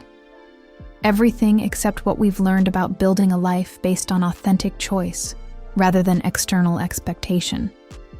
That too." Michael reached for her hand, his thumb automatically finding the pearl ring she'd worn for more than a decade. "What do you think Min Jung Park and Marcus Washington would say about our life as Sarah and Michael?" "I think they'd be proud. We took the values they were fighting for and actually lived them. We proved that love and professional integrity can coexist, that choosing each other doesn't mean abandoning your principles." "And Sarah and Michael? What would they say about resuming our original identities?" Sarah considered the question seriously. "They'd say that some stories are too important to remain private forever. That if our experience can help other people navigate impossible choices, we have an obligation to share it." 3 months later, Min Jung Park and Marcus Washington held their first joint press conference in over a decade. The academic conference room at the University of Colorado was packed with journalists, scholars, and former colleagues who'd followed their disappearance and transformation with fascination. 10 years ago, Min Jung began, we were forced to choose between public success and private safety. We chose safety, and in doing so, discovered something unexpected, that authentic happiness doesn't require public recognition. But, Marcus continued, we also discovered that some stories need to be told completely, honestly, without regard for personal comfort or privacy. The park industry's case represents a masterclass in how families, corporations, and individuals can navigate ethical crises while maintaining their integrity. The questions came rapidly, covering everything from the original investigation to their decade in witness protection, to their decision to resume their public identities. "Do you regret the choices you made?" asked a reporter from the Washington Post. "We regret the circumstances that made those choices necessary," Min Jung replied.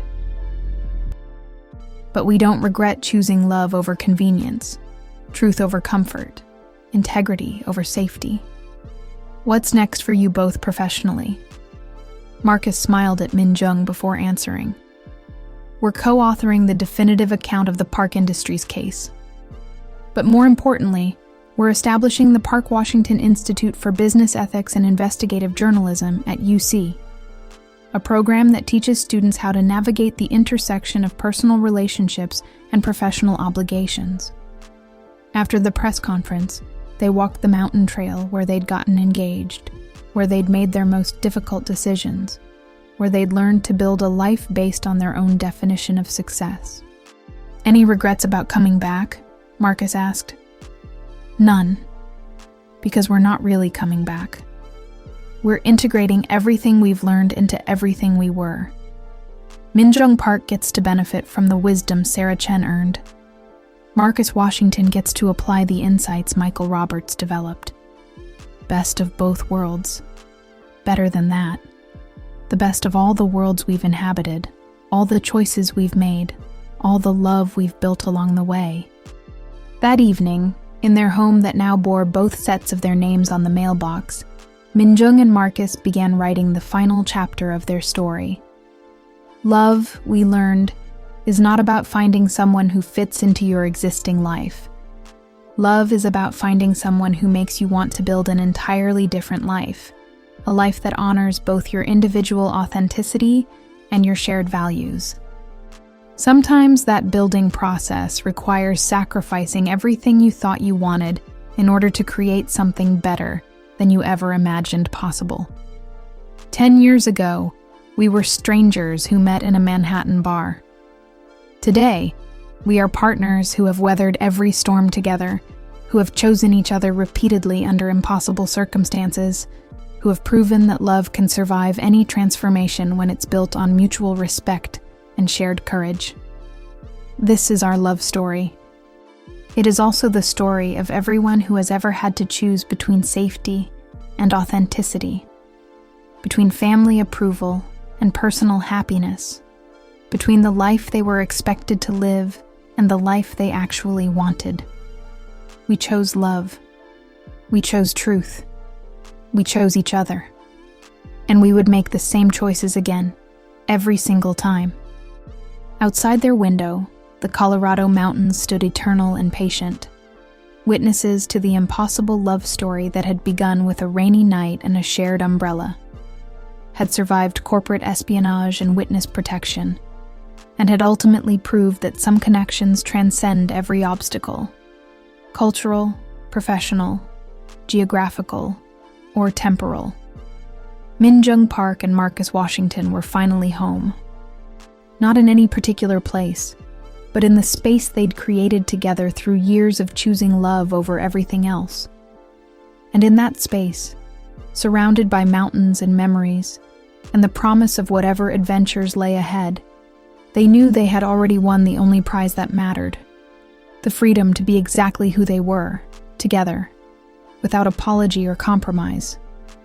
Their story was complete, but their life, their real, chosen, authentic life, was just beginning.